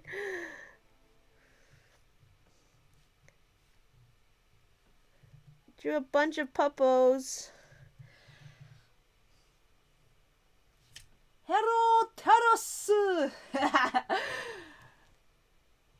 Please tell me you're saving the sketch. I will.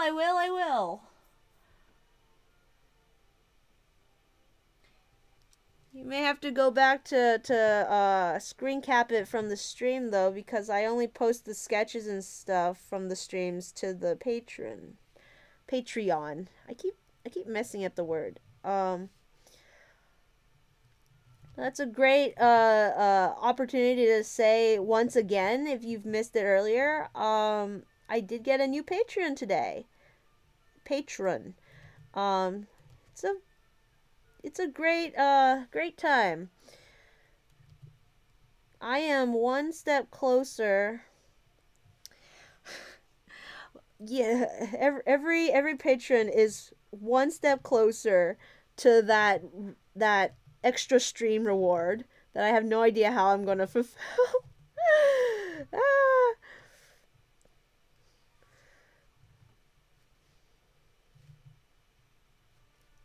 But yeah, no, I gotta offer something to them, so it's like, the sketches that I do, what is it, the Pokemon sketches, I can't say that. These are all Pokemon sketches. The games. How about that? The games that we play at the end of these streams, the ones that are like draw it by memory or do the thing. I will post those as a sketch dump at the end of the month. That will go up on the Tumblr, and I think I might start putting I don't remember if I've been putting them on DeviantArt, but I should probably start putting them on DeviantArt too. Yeah, those will go up for the public. The sketches for the streams will go on the Patreon Discord as well as the Patreon page. And that's just a little something that You know, it's a moment in time, come and gone. Um, they will still be available for everyone to see if they want to go through these videos, because I have allowed the videos to go public now that I figured out how YouTube works a little better. Yeah. Yay!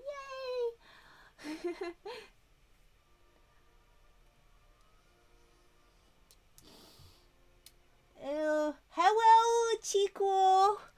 See, Chico. Honestly, I prefer the unpolished stuff you make for some reason. It's so full of nostalgia.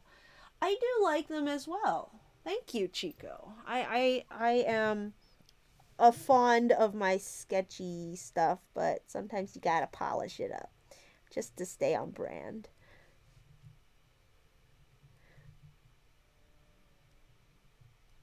The Pokemon families are they can change style sometimes, but I think just doing a sketch and leaving it as that is going a little too lazy. If anything, it just means my line art needs to step up. I need to make it so that the line art is also worth its salt.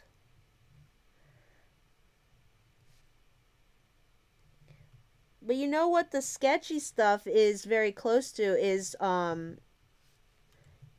painterly style almost. So I'd like to refine that as well and maybe work on more digital paintings. Oh, the it hasn't been posted publicly yet, but the uh what was it? The fox stuff I did last week was kind of sketchy, and I've kept it sketchy. Refined it a little bit, but give me a break. I need to make it presentable. Um,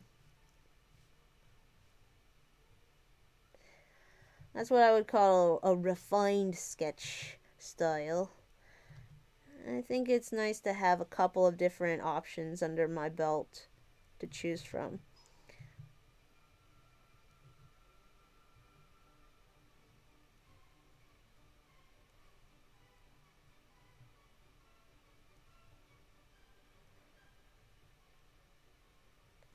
Honestly, the claws are one of the things that always made me think that hyenas are closer related to dogs than cats, because cats' claws are retractable. So I thought, oh, since the hyenas have their claws out all the time, they must be more dog-like.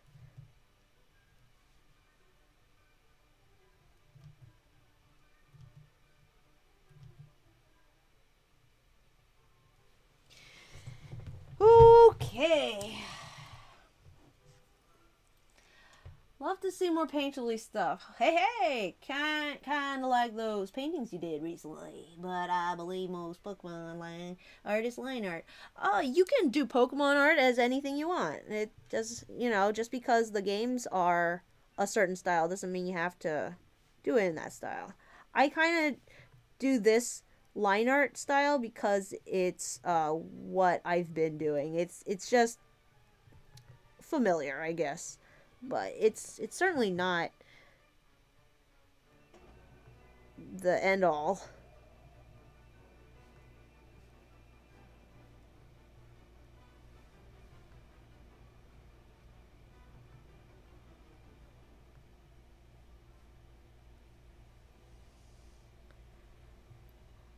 I don't know about that stuff on his forehead. Let me knock that back again. Let me see.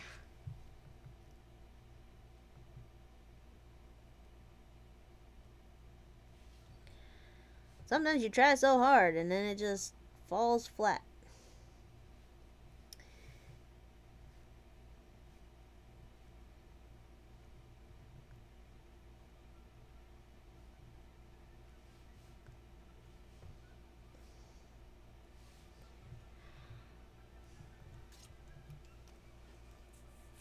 So every new patron makes you nervousited. What? What's that word? Oh, nervous maybe? Oh, let me catch this catch a Marowak. Ah! Catch Marowak.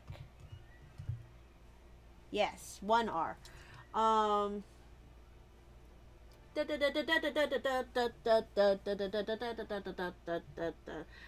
Your Pokemon are Detective Peach's proof that you can do whatever you want. That's true. Have you seen the most recent Reynolds video? No, I haven't. Reynolds video, not Detective Pikachu video? Oh my goodness. Excuse me. You probably didn't hear any of them, but I'm gonna excuse myself anyways. What did I do recently that was painterly? Pokemon wise.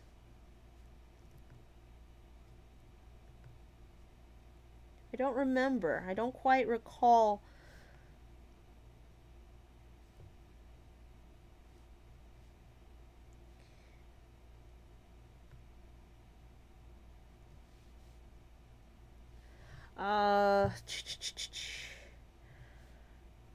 Apparently the Oscars happened recently. I am really happy that what's it called? Into the Spider-Verse won Best Animated Picture. I haven't even seen it, but I heard that it won, and I was like, thank goodness.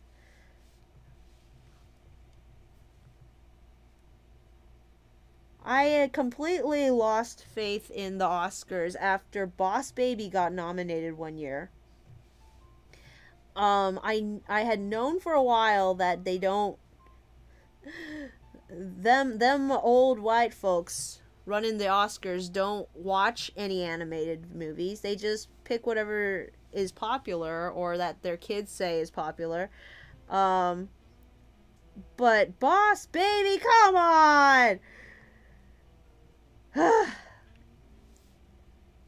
So yeah, if not that, then like they just pick whatever Pixar or Disney puts out. I don't think Pixar or Disney. I love Pixar and Disney. I don't think they've put out anything Oscar worthy recently. I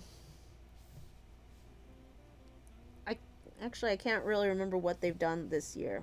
Was Zootopia this year? If Zootopia was this year, that's the only thing I would say I might have been happy with if it won. But I don't think Zootopia was fun. Personally, since I am a big fan of the anthropomorphic funny animals, I love Zootopia. But I don't think it did anything unique or inspired or Oscar worthy. It was just a really good movie. And that's what we should expect from Disney. It shouldn't be like, oh my goodness, it's so good every single time they do something.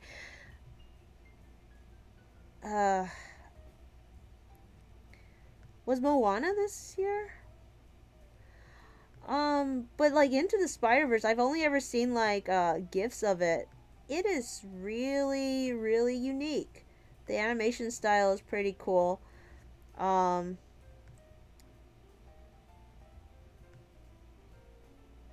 Yeah, I mean, I dig it. I definitely want to watch it. I haven't gotten around to it, but it's high on my list.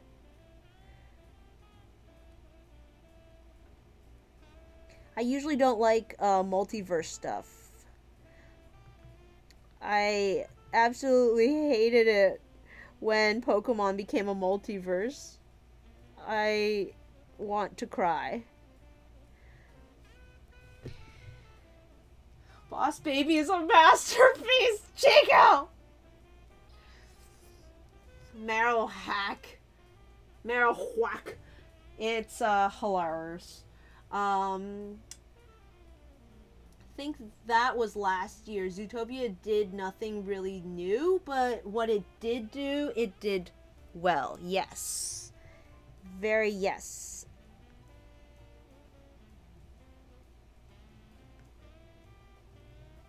I can't even think of what Pixar did. Did Pixar do any? Oh, they did a couple of sequels. They did Incredibles 2, which definitely didn't deserve an Oscar. Um what else did they do? They did was Finding Dory 2 this year as well, or last year rather. Finding Dory was it was a thing, I guess. Definitely didn't deserve an Oscar. Oh,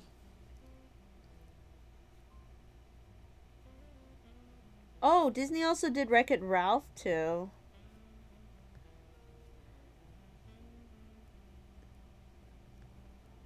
I haven't heard any good things about it really. Um Oh, Coco came out. Coco was this year, right? Yeah. Chico says Coco. I like Coco, yeah. I'm not a big fan of the twist. But it wasn't offensive at all to me. It was just like, oh well, here's the twist review. Yeah, no, oh no. I like the music. I like the characters. Uh, it was fun. But again, I don't think it was that groundbreaking. It kind of just seemed like it was a great sort of cultural piece. But so was Mulan. I liked Mulan for the same reason, and you know, it's been done. I don't think it was a bad movie at all. I liked it. I enjoyed it a lot. And I can definitely say that because I have a lot of Mexican friends who like, you know, also liked it. So from their standpoint, that, you know, they seemed satisfied with what they did with their culture, which, you know, it just goes to show you cultural appropriation is not always bad if you're respectful. Igglybuff! Catch Igglybuff. Yay. I couldn't decide if it was one F, I mean 1G or 2Gs.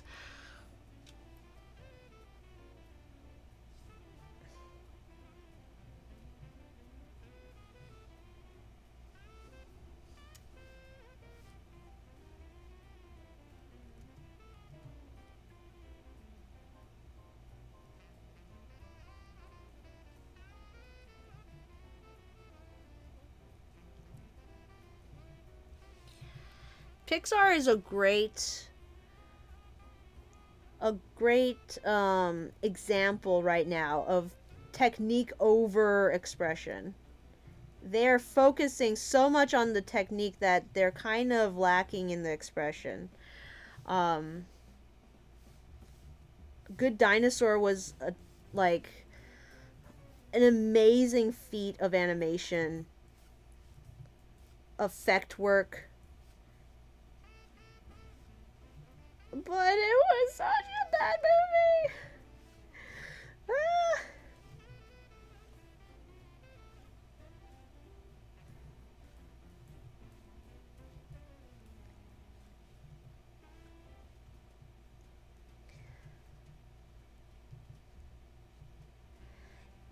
Is anyone nervous about Toy Story 4? People in the Spanish world don't really believe in CA. What California?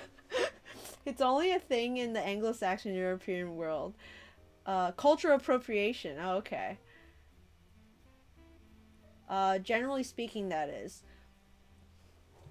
I mean, to be fair, I think cultural appropriation only goes in a certain direction.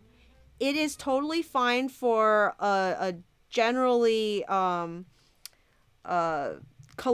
colonized country to appropriate a historically colonial country than for the ones in power to appropriate the the ones that they've oppressed. You the it's not equal opportunity, I guess, is what I'm saying. um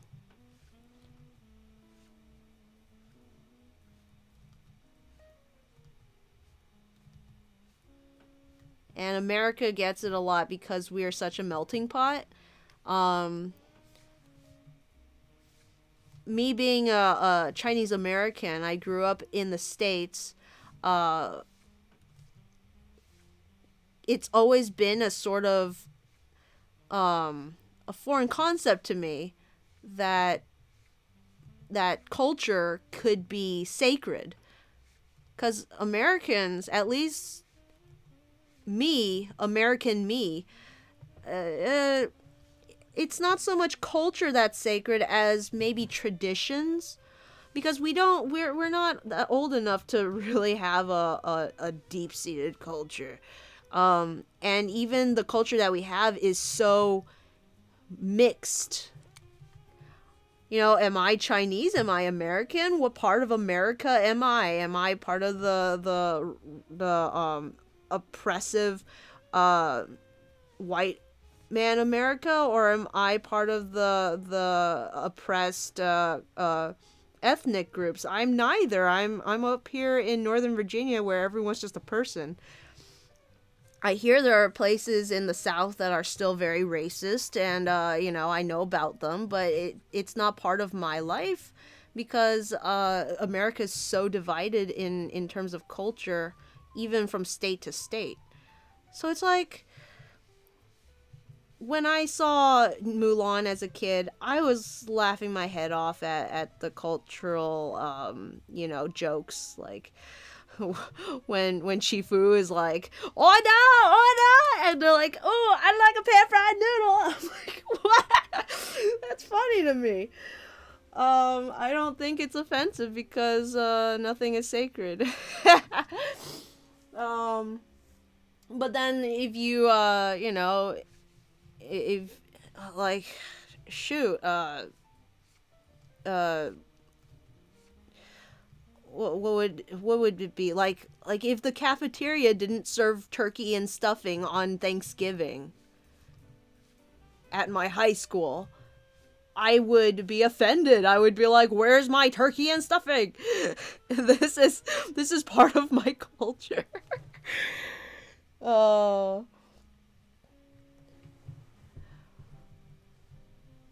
Anyways, I brought up the California doesn't exist. I brought up the question about Toy Story 4 because I don't know how to feel about it. I feel like Pixar right now is in a place that hasn't really won, doesn't really deserve my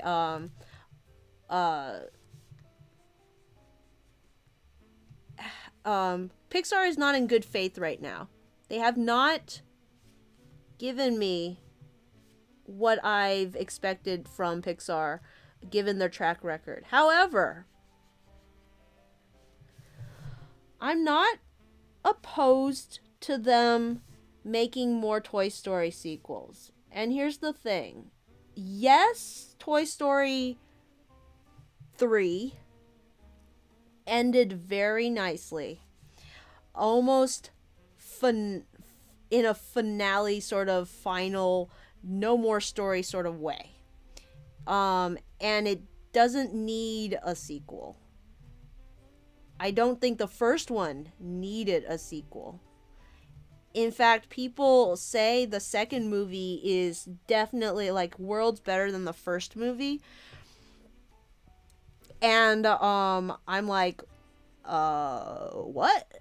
It's the same exact movie. But I will say it's a good movie. Toy Story 2 is the third movie Pixar ever made. It was Toy Story 1, Bug's Life, and correct me if I'm wrong, Toy Story 3. 2. Toy Story 2. Sorry, I get my numbers mixed up, guys. I'm not a math person. So, Pixar has this legacy of making Toy Story sequels. Toy Story sequels is what Pixar does. I think we can afford them one property where they can just make as many sequels as they want. And the fact that Toy Story 3 did end in such a great final way kind of makes me irrelevant to what happens with the fourth movie. They can do whatever they want, and I don't think I will not enjoy it. It would take a travesty. They would have to completely, I don't know, like, I don't know what they could do to make me hate Toy Story 4, is what I'm saying. Am I thinking that it's gonna be a good movie? No. I don't think I'm optimistic enough to say that. But I don't think it's gonna be a bad movie. I think it's not gonna be offensive. I'm probably gonna see it. I don't have big fear for Toy Story 4. What do you have big fear about, Tails? You said big fear. Or rather you said fear bigly. Tails still feels fear about it. Tell me. It goes dark and gritty. Come on. You know you want to see Woody die. They kill Buzz and Woody out, and Woody's out for revenge. So long, cowboy. That would be interesting. Would they kill Buzz before they kill Woody?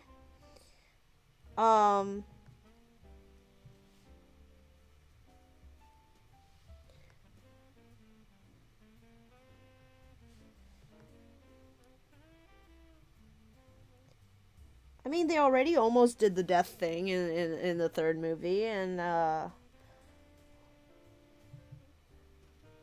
was a cool moment.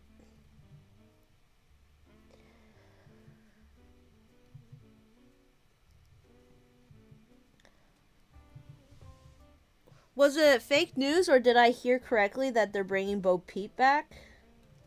Like they're gonna look for Bo Peep or something, or was that like a scrapped idea for the third movie? I can't remember. I hope they don't make it a romance. I guess that's one thing that would possibly turn me off to it completely, is if they focus too much on the romance. If it's like, Woody needs to find Bo, and he's pining for her, blah blah blah. I don't mind if they bring her back and it's like, oh, we just got to get the whole gang together again. It doesn't feel like family without her. Like, just make it a friend thing, you know? Like, or they can be, make them a couple. Sure, like, do it. So that people will stop shipping Woody and Jessie, which is kind of gross because they're kind of like sister and brother. But, like, do that. Just don't focus on it. I don't want to see toys kissing. Unless it's Bonnie smashing their faces together, which I can see her doing. That would be fine. Ugh.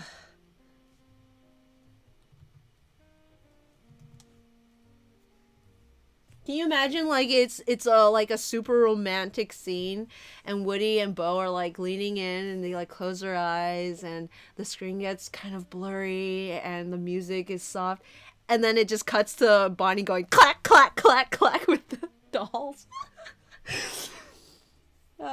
Smashing them into each other.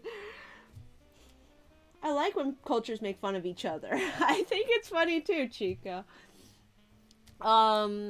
Cultural appropriation in the newer sense only really works in the context where a colonial power dominated, exploited other cultures. I did like that's the negative form of cultural appropriation, but I think it is still appropriating a culture if you do it positively. I watched a video on it and it kind of made sense in that cultural appropriation is a neutral term that, you know, could be used either way.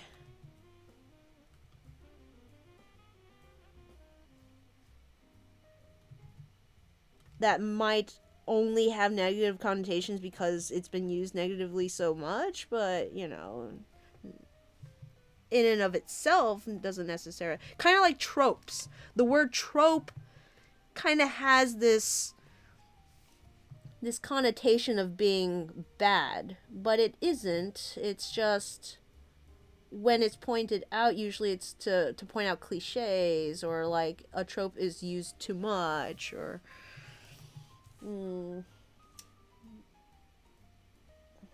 you think the merging with Disney has something to do with its decline? I'm not certain about that. I think when it happened, it was a good move. And this is me not from an art like an animator perspective, not from a business perspective, not from any kind of perspective other than idiot artist who sits in her room and draws Pokemon, hears about it sometimes and has opinions. Okay, this is my take. Disney buying Pixar was good for Pixar because it meant they didn't have to worry about the marketing, the finances, the stuff. They could just make movies. And I don't remember when it happened, but I want to say Pixar still made some good movies after being bought out. Okay, I could be wrong. I can't remember which movies came before and after. Now, what probably happened is Pixar, and I don't know if you remember, but when WALL-E came out, they told this story about how a bunch of guys got together in a cafe and scribbled on a napkin like 5 story ideas, starting from Toy Story and ending with WALL-E. Okay? I think that's how it goes. And I think that was the lightning. That was the lightning in the bottle. If that story is true, which it probably isn't, it's probably been romanticized and, you know, they told it in a way that makes it sound good. But if there's any truth to it, I think they had these great ideas, but by the time they ran out of that pool, they were no longer Pixar. The guys who make good movies, because, you know, the like storytelling is important, they became Pixar. The people who makes good movies, so they need to keep making good movies. And it's hard to keep making good stuff when you're expected to make good stuff. You know, back then they were just trying to tell good stories. Now they're trying to make Pixar movies. Trademarked Pixar, like, you know, when you try to live up to a legacy, I think there's something disingenuous about it. That's just my understanding. it's not the truth or any sort based on any sort of fact, but it's just how I explain it to myself in my monkey brain so that I can sleep peacefully at night. Disney has actually been doing not too bad. They're not putting out like amazing stuff every time, but I think they are starting to pick up. I haven't been paying attention to DreamWorks lately. It was for a while. When Pixar started going bad, I remember saying, Pixar's not what they used to be. DreamWorks is Pixar now. I can't remember if DreamWorks is still Pixar now or if that's starting to become Disney. Disney is Pixar now, maybe. I haven't been paying attention that closely. Because I think all of these sort of, saying they're the new Disney or they're the new Pixar, it's not really, true or useful commentary. It's just sort of a fun way to spin it, I suppose.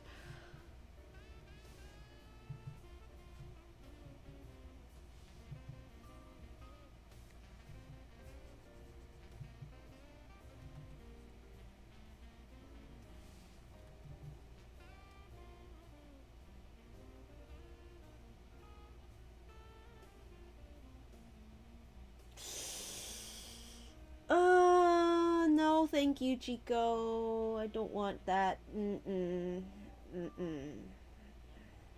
Also, less fear about the movie, more fear about everyone and their mom having a hot take about it for months. Also, I guess I have a bit of fear about the whole sentient toy lore. Well, Tails, I enjoy that sort of stuff. I follow several Disney Pixar vlogs, YouTube channels.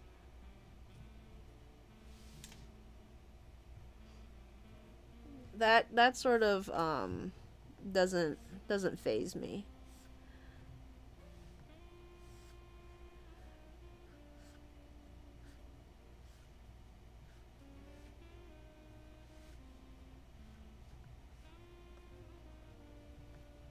Unless it's something like really obnoxious that people won't shut up about. I do have some fear for that, yeah.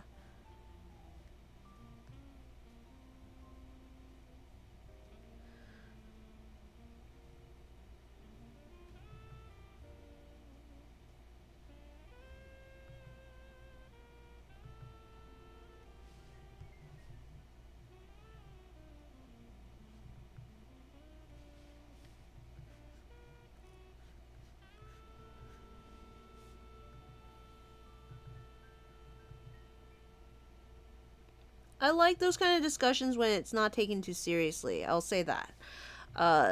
If it becomes a contentious issue and like people are actually, you know, getting heated about it, it's not fun anymore at that point.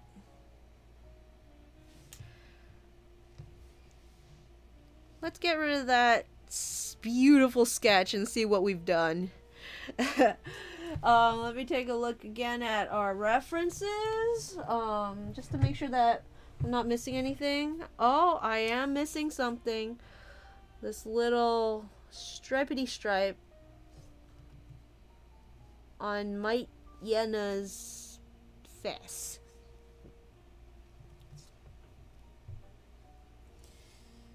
I should go to sleep. I've got even more animations to do tomorrow. Adios, Chico! Godspeed and best wishes that you will get your animations done. Animation is a big... Ugh. Oh, wait! What? Poochyena doesn't have claws? Oops.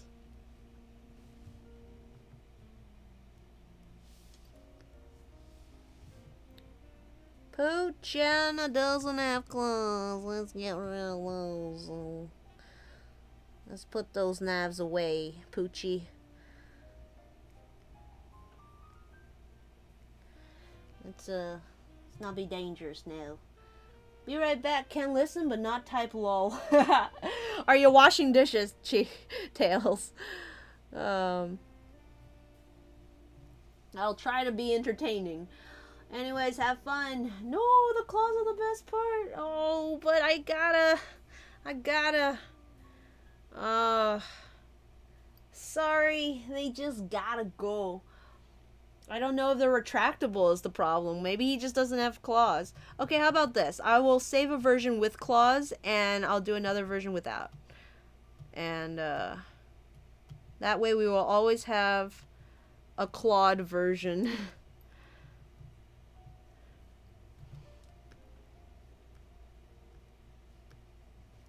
There. I'm most upset that I had to go through the process of drawing the claws, because I was not really feeling it, and joke's on me, I didn't have to do them at all. They aren't even there.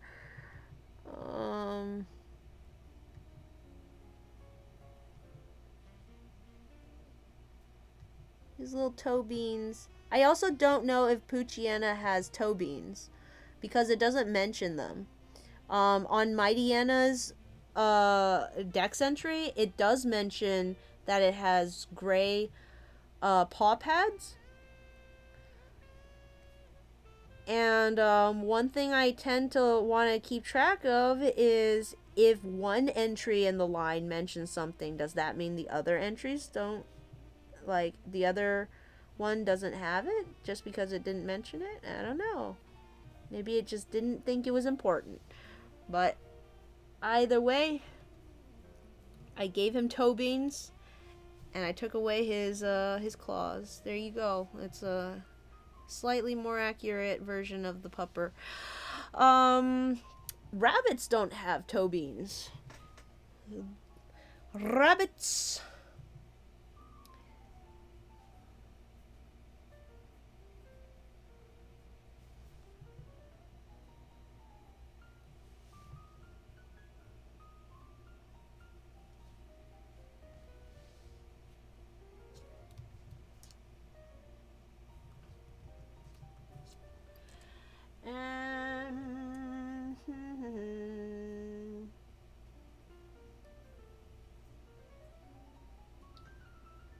Inside Out by Disney Pixar, yes, and I did not like Inside Out either. I don't know if I'm just getting older and getting more cynical, but let's have a rundown. I did not like Brave. I did not like Inside Out. I did not like Good Dinosaur. Most people don't like Good Dinosaur, though.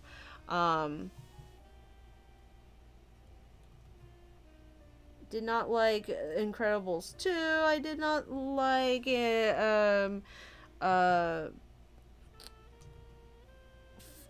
Finding Dory 2, or Finding Nemo 2, Finding Dory.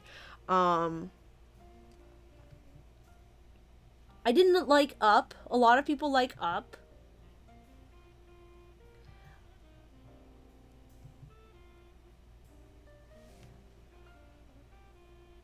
It's a problem. I don't know what's wrong. Is it Pixar or is it me? It's probably me. This is why I love watching the Super Carlin brothers on YouTube. They just seem so positive about everything. And in a way you might say, like, oh, well, that's disingenuous. They should be more cynical, or they should you know, have more taste or whatever, this and that and the other thing. But I kind of like having someone in my life who just gushes about stuff and who is just seems so genuinely into the things that I can't get into.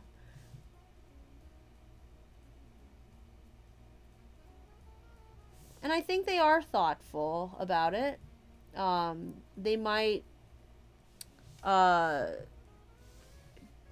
it might just be part of their brand that they want to be positive about everything, you know, because they do sometimes poke fun at certain things that most other people would find as big issues. They would sort of just mention, but there's something nice about that.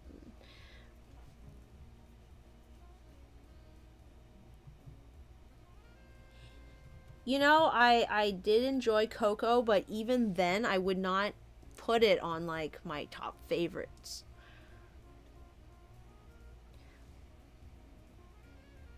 But I'm not mad. Pixar has made some not so fun movies lately, but they've also made some of my favorite movies. And I'm still grateful to them for Wall-E, for Ratatouille, for Monsters Inc.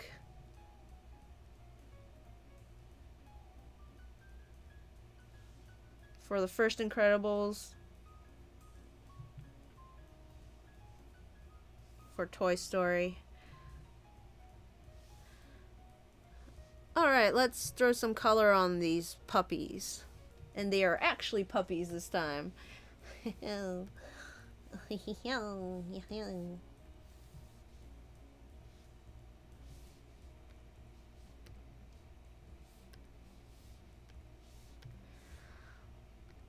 don't want it to be perfectly black, nor do I want it to be like a neutral gray. Let's see. Should I make it blue gray or red gray? I think I'm gonna lean towards blue, and if I don't like it, I might change it. I think blue gives it a more sleek appearance, and might work better with the red eyes. Mine is a really light gray.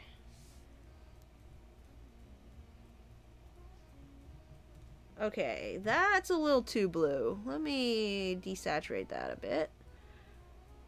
And he's probably even lighter than that. Let me bring that up. That's better. Yeah, I like that better. Oh, you know what it probably needs? No, I'm not gonna do it. I kind of want to raise its haunches a little, but I think I would rather not do more hair, because see how his like leg is up. Anyway, I'm gonna leave that. Oh, it would be nice to have Poochyena as a warmer gray to contrast the Mightyena. Yeah, I think I'm gonna do that. So with Poochyena, it'll be the same value. No, Poochyena is lighter. So let's turn this to red. Let's just bring it up slightly. Let's see if that works. Its dark gray is slightly lighter than Mightyena's, and its light gray is slightly darker than Mightyena's. So I'm gonna bring that down there, and I'm gonna darken it slightly. There we go. Maybe same color for the paw. And a big old red nose.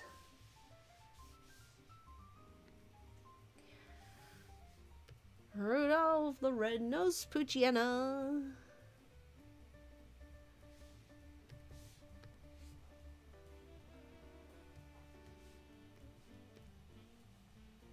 Yellow eyes.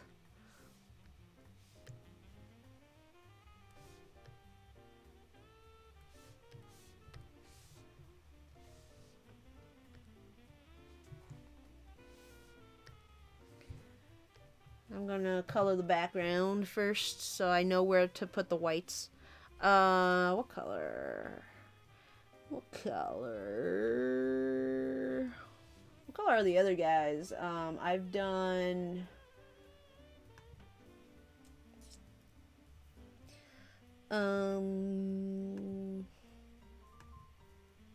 Pokemon, Hoenn families, let's see. I've done yellow for Trico. I've done blue-ish for Torchic, and brown, I think it was. So brown is kind of a red, right? Sort of reddish for Mudkip. So I've got those basic ones. I guess, you know, Poochyena is a very purple spirit. Let's go purple for Poochyena. I don't know why, but it gives me purple vibes. Oh my goodness, how is it so late already? I gotta step it up. Step it up, step it up.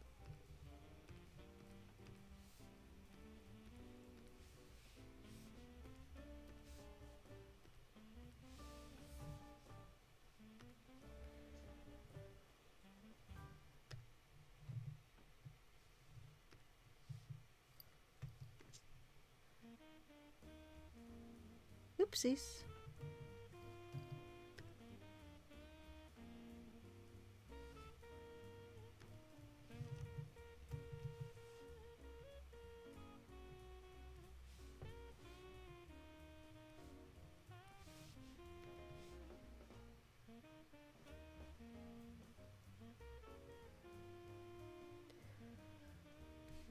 Color in those eyeballs.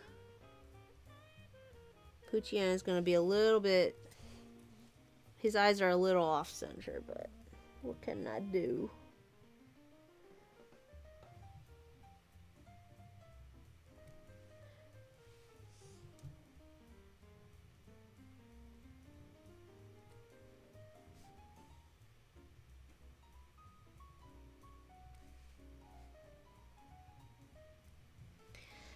And let's give him a little shine in those eyes. A little bit of anime sparkle. Yeah.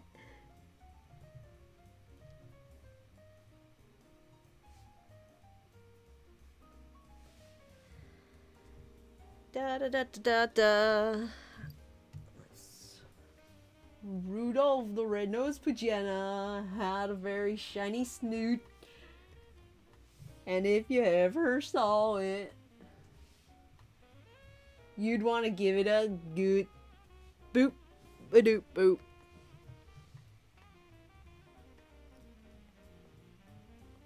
Time to throw in some shadows.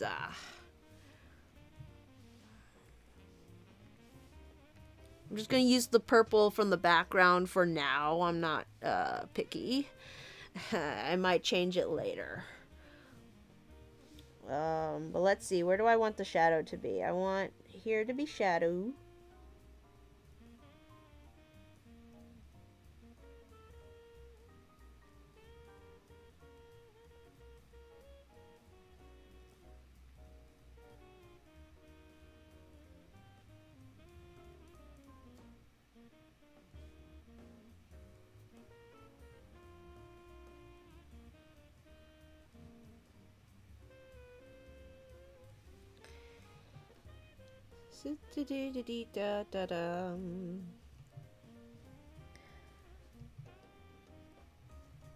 How was your day, Tails?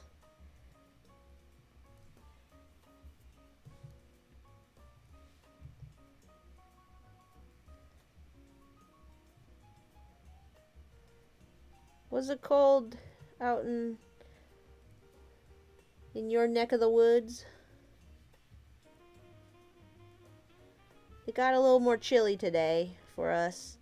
Yesterday was real nice.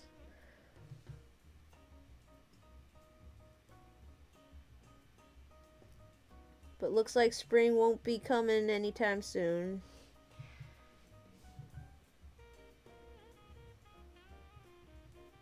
Not just yet. So this color is way too saturated for a shadow color, but I'm gonna stick with it because it's easy to select, and then at the very end I will change it up to something else.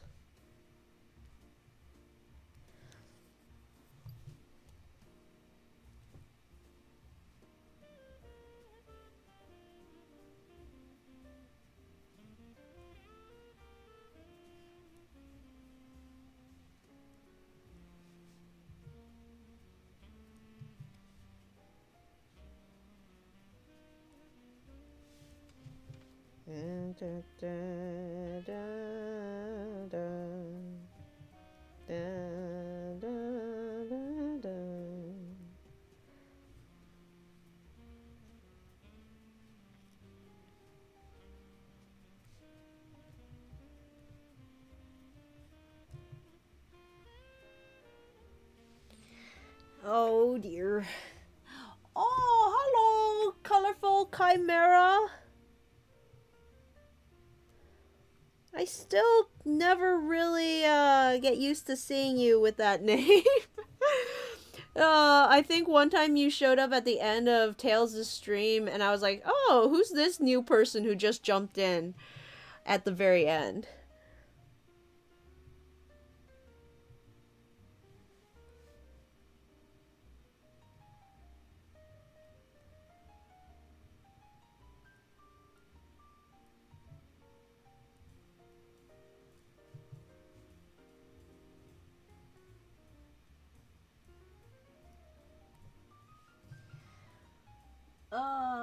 Busy. Chilly out here too. Yeah, what's chilly for you? Is it like light jumper weather? I'm sure you have the same chilly when you walk indoors though. The coldest places for me usually are indoors.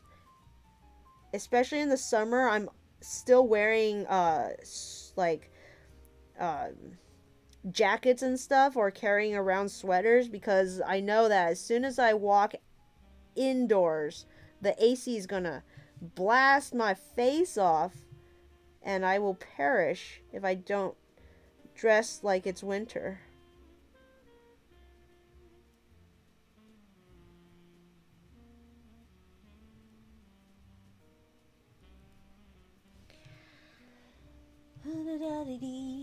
Got the newest page sketched, got some homework done, did some grinding. Oh my goodness, look at you.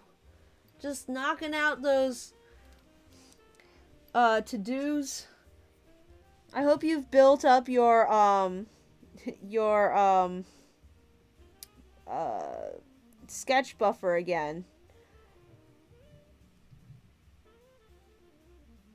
It's sort of like a deposit, right? If you line one sketch, you have to then make one new sketch. Otherwise, if you don't replenish the well, you can't always keep drawing water.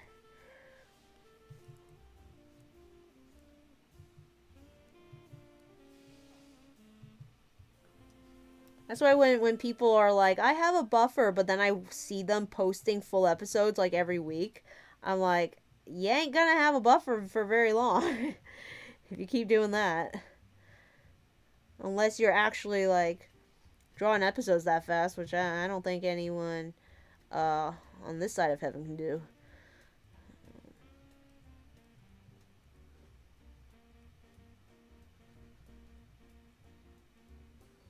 I can't believe it. It's so late.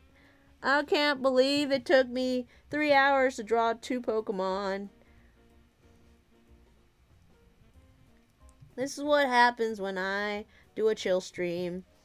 And I waste all my time talking my head off and doing sketches.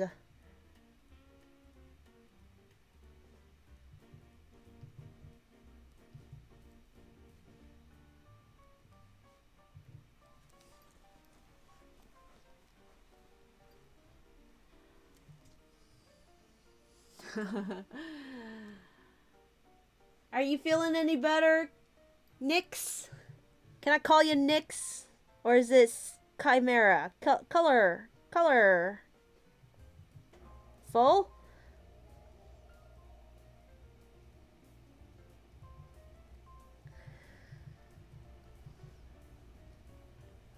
Chimera.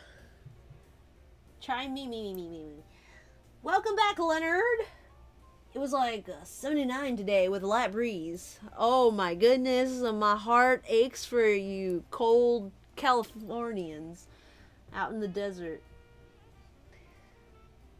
The way I hear people actually die of hypothermia more than of the heat in the desert because like night falls and suddenly the temperature drops and they're not prepared for it.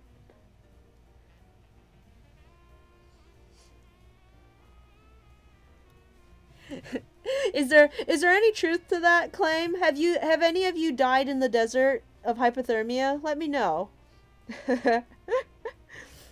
Are you currently dead in the desert? Like, comment, and subscribe.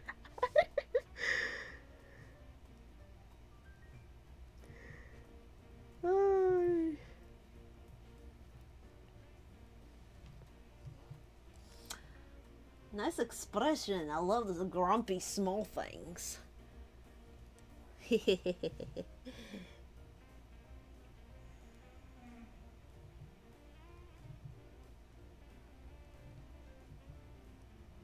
There will be grump.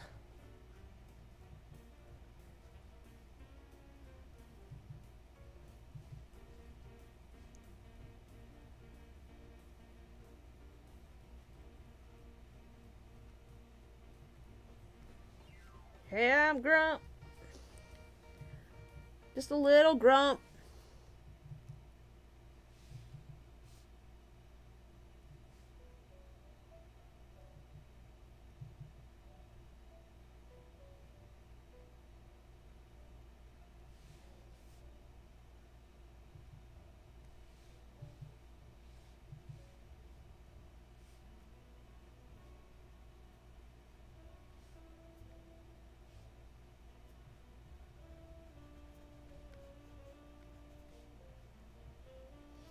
I'm gonna put a little shadow under all of the fluff, I think.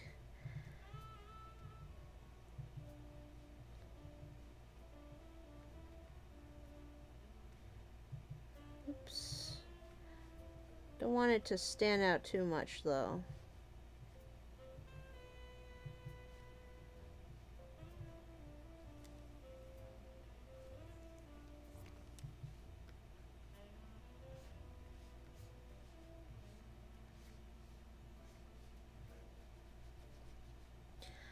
Probably want to knock back both the back legs, though. So, gonna do that.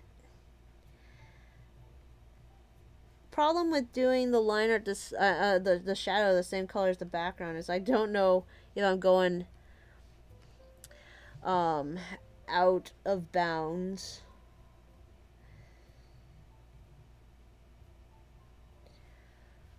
Whoop-a-doop-a-doop. I've been dead for yas. I'm a skeleton in the desert. I've been dead for yas. Have you seen the ghost of John? Long white bones with the skin all gone. Ooh. Ooh.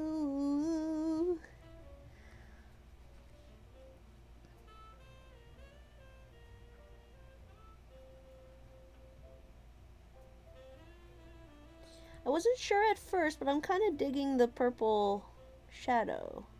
I don't know if I would keep it with the same background, though, but it's not as terrible as I had initially thought.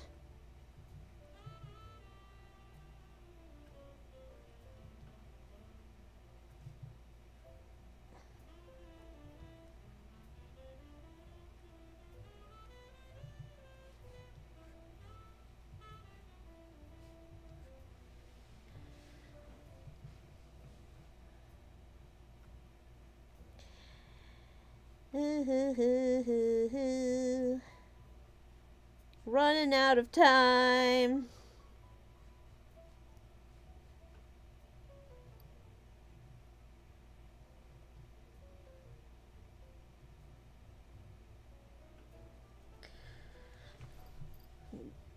Big plan for this coming weekend is a friend of mine is having a birthday, and she's a big tabletop gaming uh,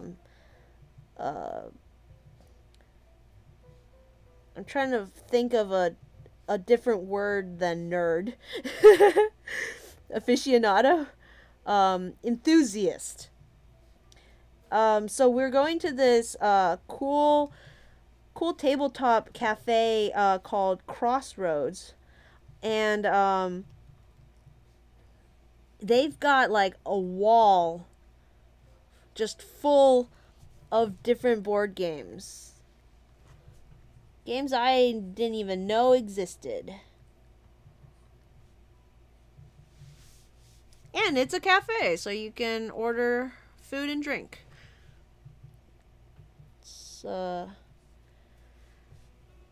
It's gonna be pretty fun, I think. I've been to that place a couple of times, but I've never actually stayed for any games or food. It's usually have been to pick up friends who are cooler than me and have time to hang out and stuff.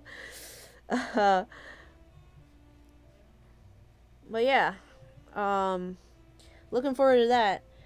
If you guys have any suggestions on board games that we should try out, I don't know if you've ever seen or heard, but you should look up a board game called Root. Is it Root or Roots? It's got the cutest art. I haven't actually played it. It's apparently a really long game that's pretty complicated. There's like several different factions that you have to learn different rules for. But there's like it's like this raccoon, I think, on the cover, and there's like a fox, and the art style is just so cute. I can't even believe it. I want a comic book or a movie or something in that art style. Nothing makes me madder than seeing an art style that's so amazing, but it's only for one project, and you go to that like person's website or whatever, and they have a completely different style, and it's like they just did the thing for that project. I think another instance of this was the Dragon Boy game that was remastered for the Switch. Has an amazingly cute style, but the guy they got to do the art for that game doesn't normally draw in that style. He created that look specifically for the games, which is like, okay, I really admire that, but also I want more.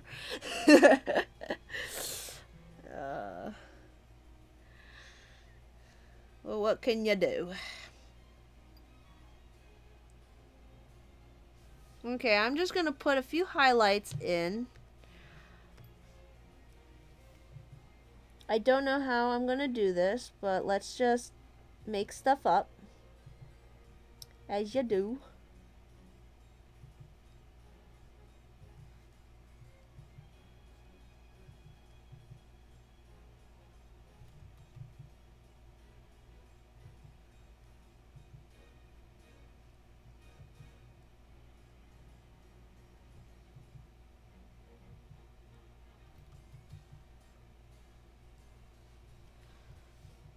Do not like that. I do not.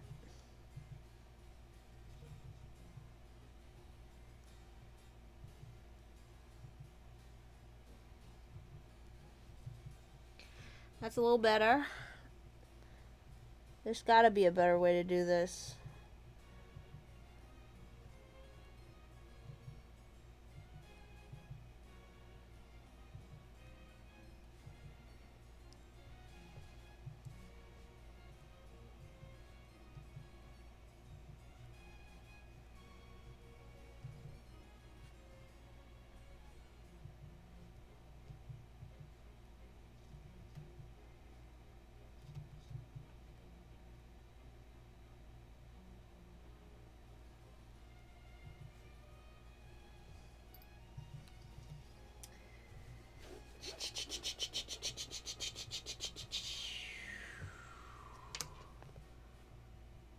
Foxes, even though they're canines, they have retractable claws and stripy irises. What? I didn't know foxes had retractable claws. It's like Chimera.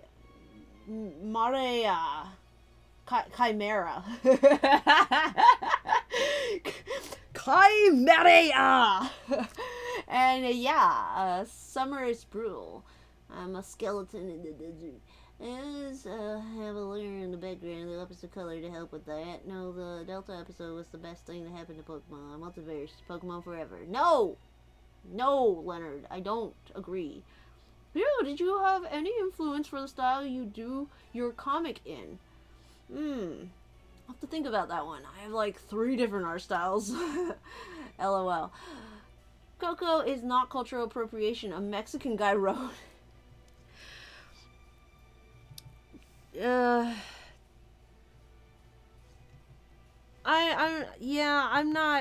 not gonna go into the whole did like who wrote it, like the fact that Moana had Polynesian people like consulting them does not change the fact that Disney is an American company run by a board of white guys. You know? But I'm not gonna go back to that well. What style influenced Jet's Black Nuzlocke?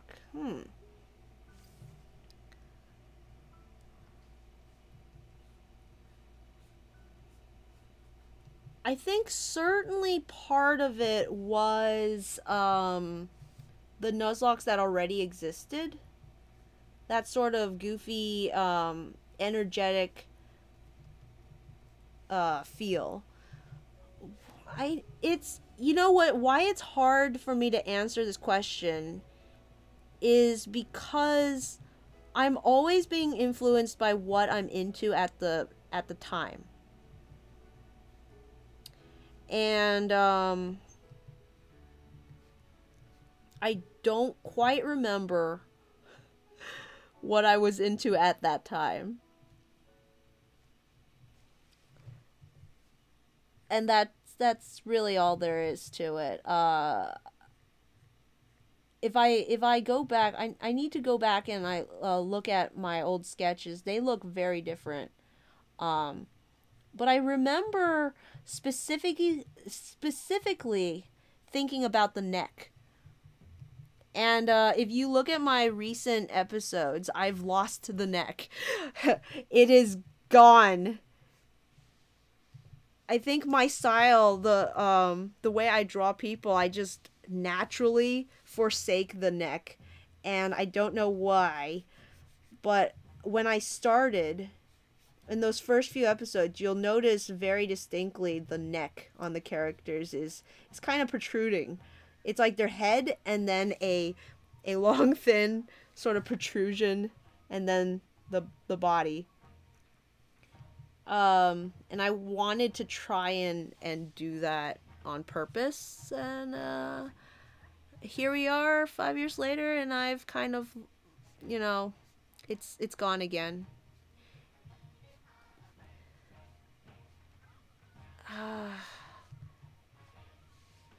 If I get a better answer, I will answer. I will post it in the Discord. But for now, I'll just say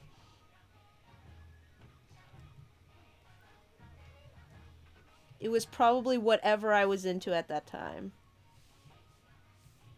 I don't think Poochyena needs any shine. I think he's perfect the way he is. Yeah. I'm going to put in the ground. Let's establish the groundwork.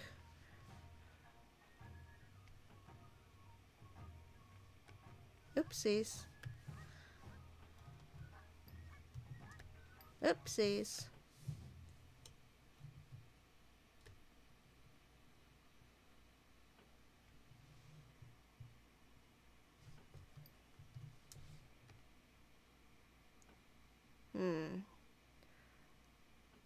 Ought it be darker or lighter? I think the ground ought to be lighter. The top should be darker.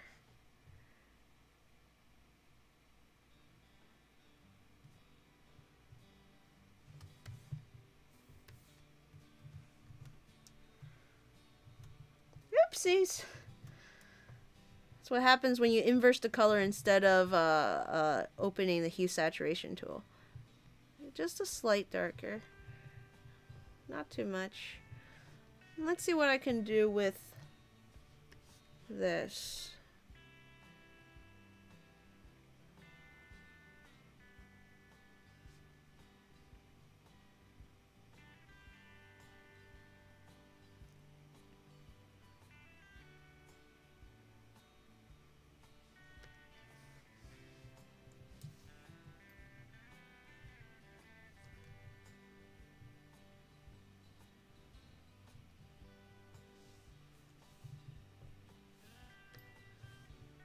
Most importantly, I think it kind of just needs a shadow. The bottom needs to be shadowed.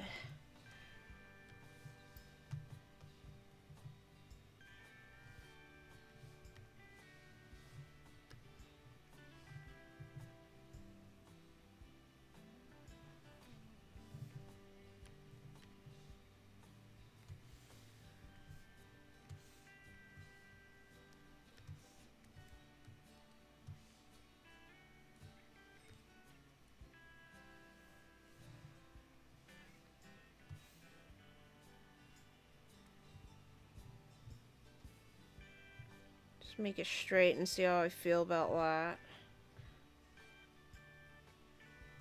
Why isn't it going all the way? There we go.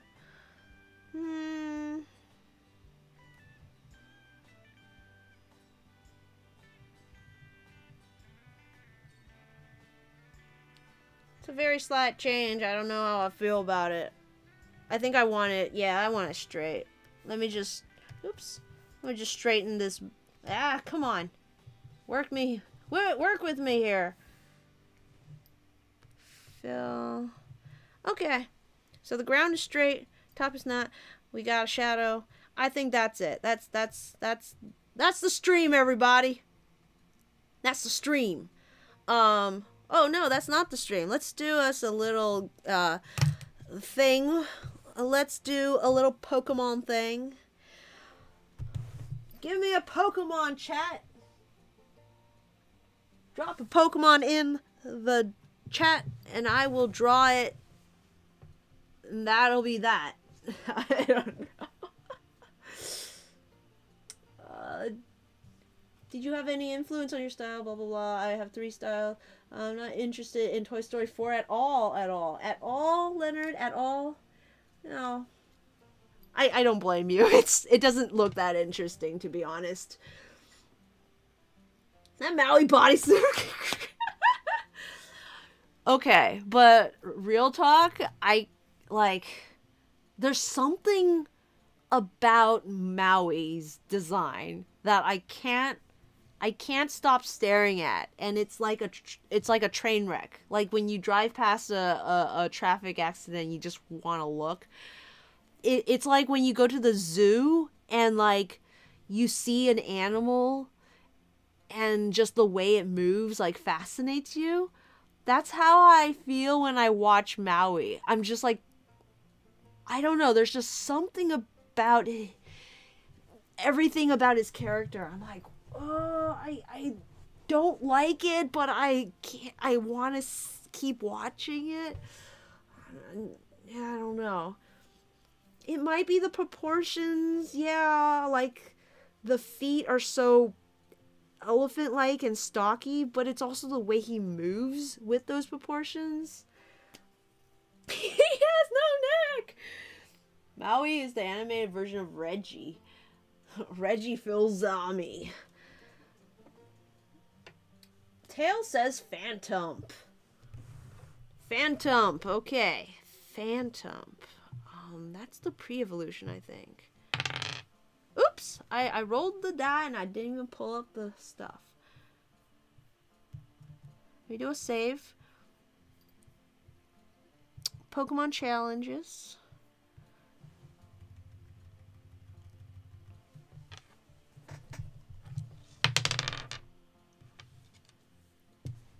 Fusion variant again.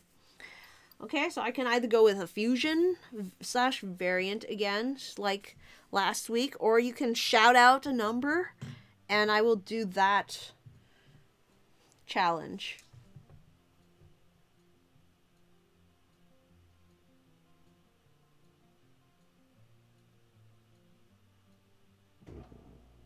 Oh my goodness. I'm a very burpy today. Alright, we'll do a variant. It is spoken. So in that vein, let's look up Phantom. I'm glad we didn't draw from memory, because I've actually drawn Phantom from memory already. I have a pretty good idea of what Phantom looks like. Phantom, because it's the tree thing, yeah?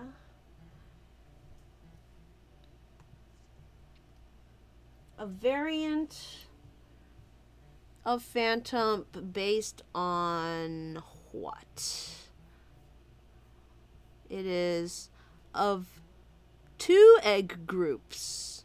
Okay, so let me go to its egg moves first. Oh, it doesn't have many. It's a small pool, but that's fine. I can either do a let's see, what do I like? Tropius could be an interesting one. I also have Bannet, my favorite ghost Pokemon. Cofagrigus is an option. We have Muck, Lampent, and the Gardevoirs. I'm kind of leaning towards Tropius just because they're so dissimilar, but what do you guys think? And what do I know about Phantom? I know that it is kind of like Skull Kid, in that children that gets lost in the Forsaken Forest or whatever turn into them. So they're kind of cursed, I guess, is their thing.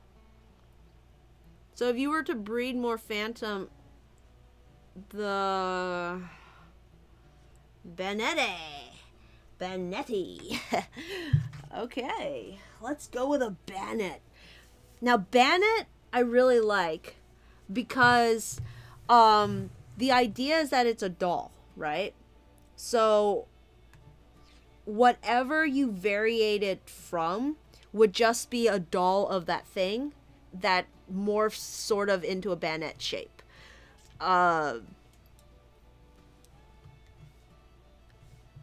Which I think is a fun... Do I have that as one of my challenges? Hold on. That's got to be one of my challenges. Mimikyu. I'm going to add that as next to Mimikyu. I'm going to also do Bannet. Because I like that idea. I'm surprised I didn't already have it. Yeah, Palm Tree Phantom sounds cute. Maybe I'll do that next time. Nix. Because I've already got a Bannet. And we are over time as it is. Let's go back to Phantom. I'm gonna take a screenshot of Phantom. I have a good idea of what it looks like, but I don't have the full idea of what it looks like. Let's see. Open with preview.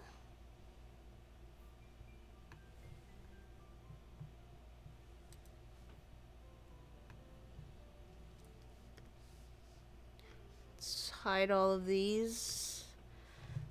And yeah, let's see what we got. Let's see what happens. Let me get that nice old sketchy brush. It would be like Pinocchio. Oh no. Oh no, you're right. Oh, but shoot. But it doesn't have a nose. Like, neither of them have noses.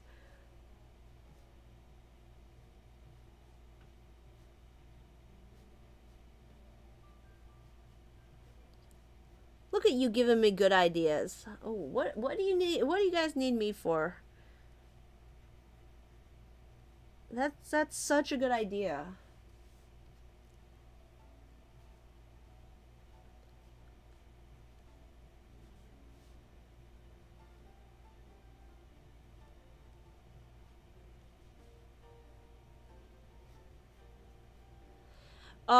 I already see some similarities. Bannet has sort of 3 spikes on its head and a loosey-goosey link cap, I guess. Phantom has 3 loosey-goosey spikes on its head. So that's something we can play with.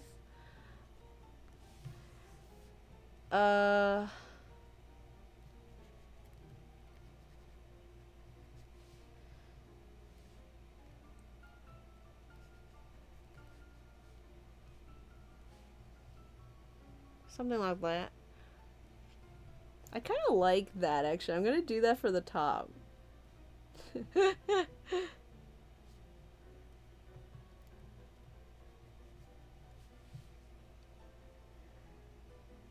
And then let's put Bannet over here.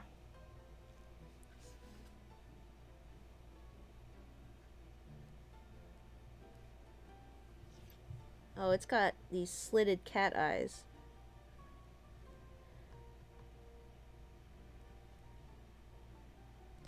It's interesting when you say that foxes are very much like cats in that they have the retractable claws and the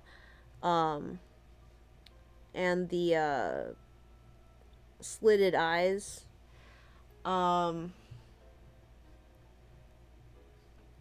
Because tigers, I don't know about their claws. I think they're still retractable, but they have the round eyes. In fact, all of the big cats do. And the way they act, it's almost more similar to dogs. Tigers, I guess, especially like the water, and they like to jump about and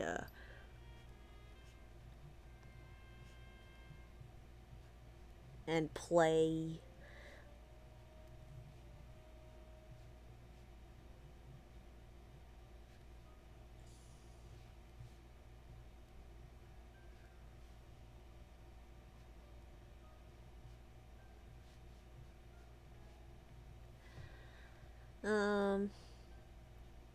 What is classification anyways, right? We just look at these animals and we're like, yes, you are one of those things.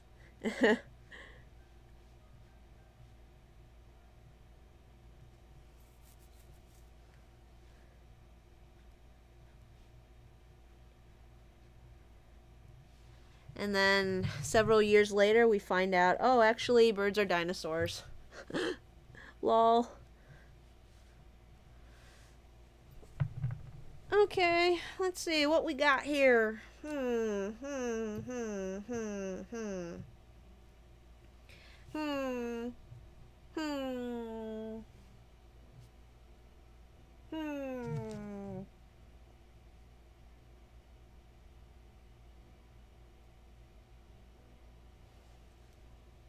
I worsen puppet. No, I think you were right the first time. You worsened the puppet.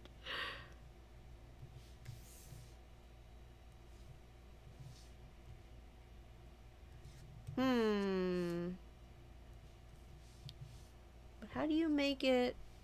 Because I don't want it to be a two puppet like, because then it's like, is it a Bannet or is it still a Phantom? I don't want to go to. I feel like a Bannet variant from a Phantom would be a puppet, but a Phantom from a Bannet, I'm not so sure.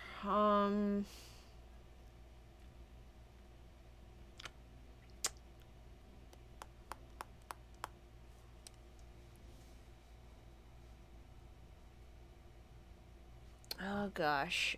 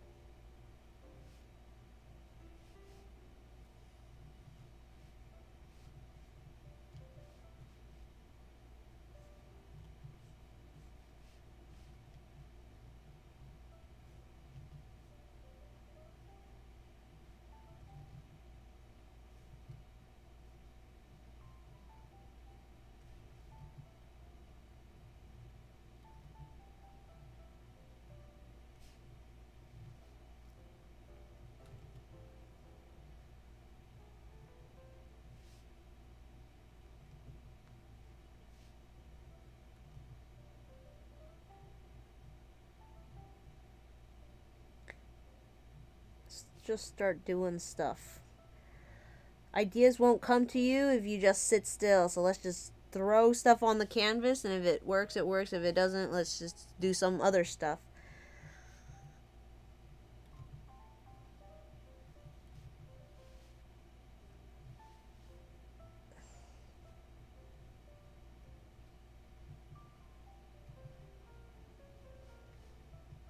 Maybe this should be a open mouth.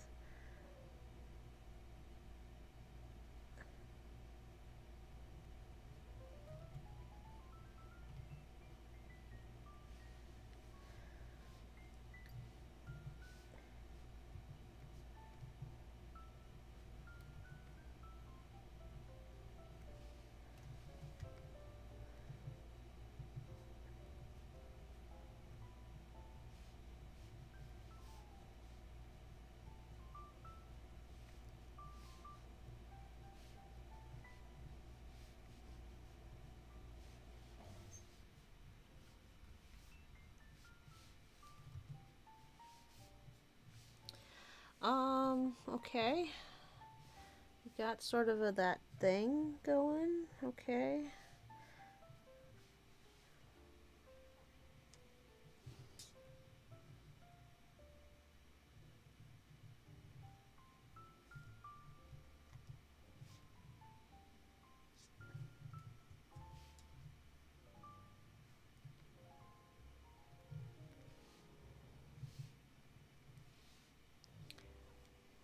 Yeah.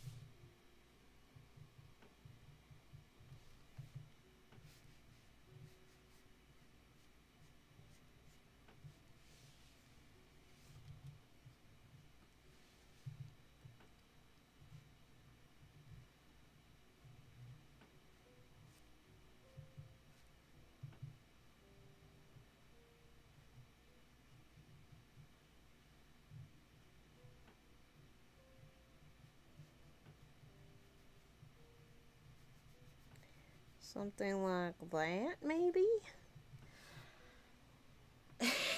I don't like it. What I do not like about it? What do I not like about it? What is English?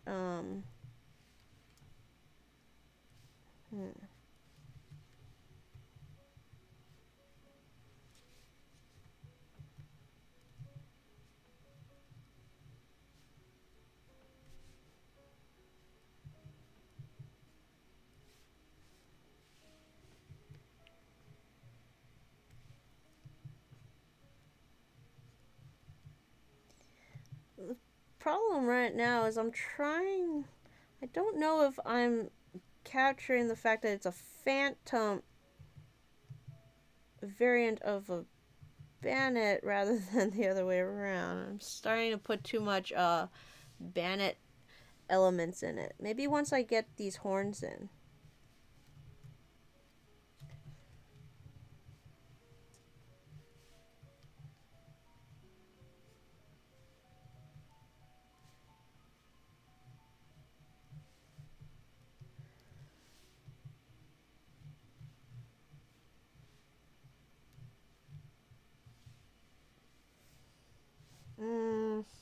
Hmm.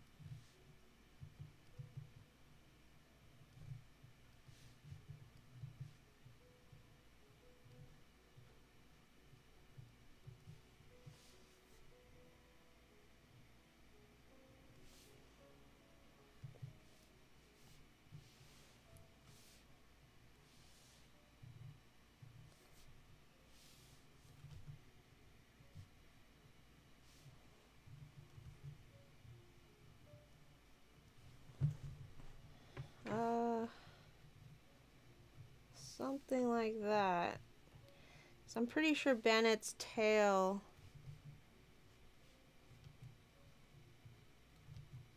is one of those voodoo needles.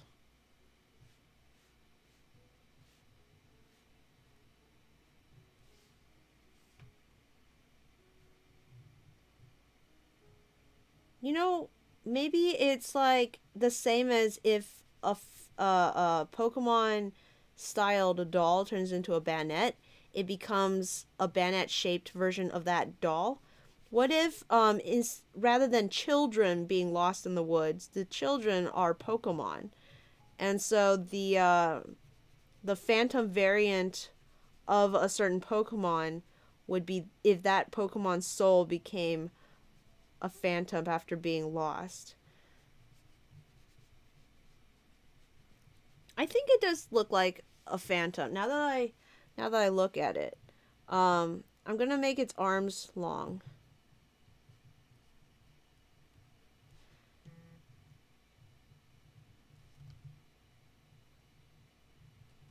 I don't think he should have fingers. I'll not give him fingers because Phantom doesn't have fingers. That would go a little too far into Bannet's territory. I'm gonna make sure his anatomy stays pretty similar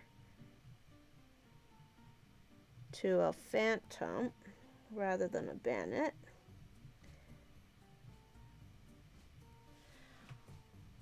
Ooh, it's a creepy.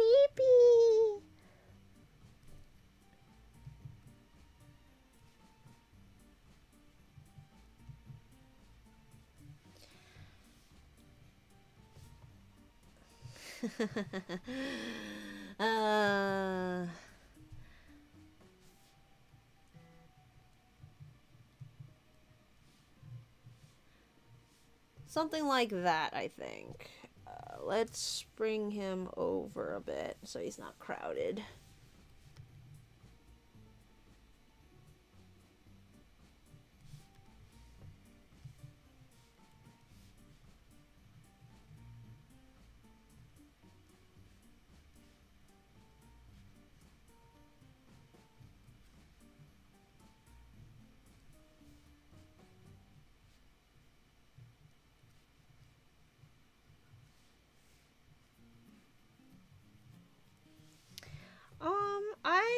with that. Yeah, I'm gonna stick with that.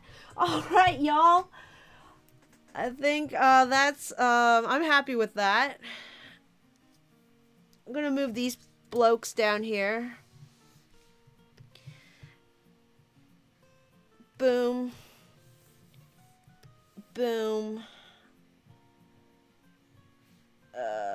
Where does it go? Let me put them over here.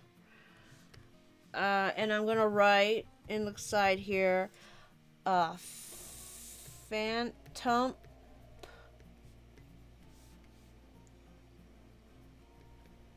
Bennett.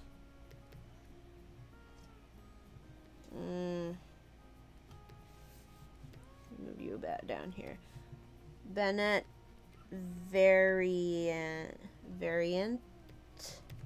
How do you spell variant? Ah! I'm embarrassed. Now get some sleep. Yes. Thank you. You as well, everyone. Thank you so much, guys, for sticking around. Very ant. For these super long streams, I'm sorry they always go so long, but I'm having fun. If I wasn't having fun, I think I wouldn't do them so long.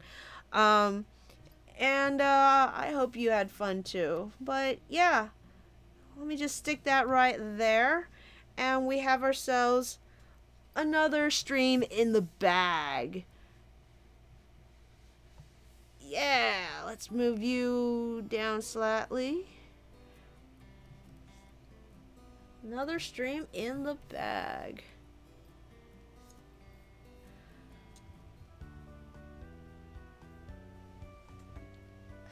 It's good that they're so long. Thank you, Leonard. I'm glad you think so. It's true, I can. Can't what? Let me see. You go to the idea store and buy one. The more expensive, the better. Gosh, I have so much to do. I want to draw silly meme things. Yeah, draw the silly meme things. Specifically, I want to draw Melissa. Oh, that when you said it, I was like, it's probably not exactly that, but it was exactly that. Just Maleficent with that face and just peace fading out. Little Pinocchio boy, I think it looks great. Thank you, Tails. It's okay, Tails can't spell either. Tails can't spell either. Don't apologize for liking being here long. Oh, it's Adele Fox. Peacatch Del Fox. Yeah, I got it. All right. Well, thank you for the stream. I will be here again next month. This is the last stream of February, so next month will be March, and we will start again with some more Pokemon families. Zigzagoon's up next. But in any case, I hope you have a great week. And until next time, keep your nose clean. Good night.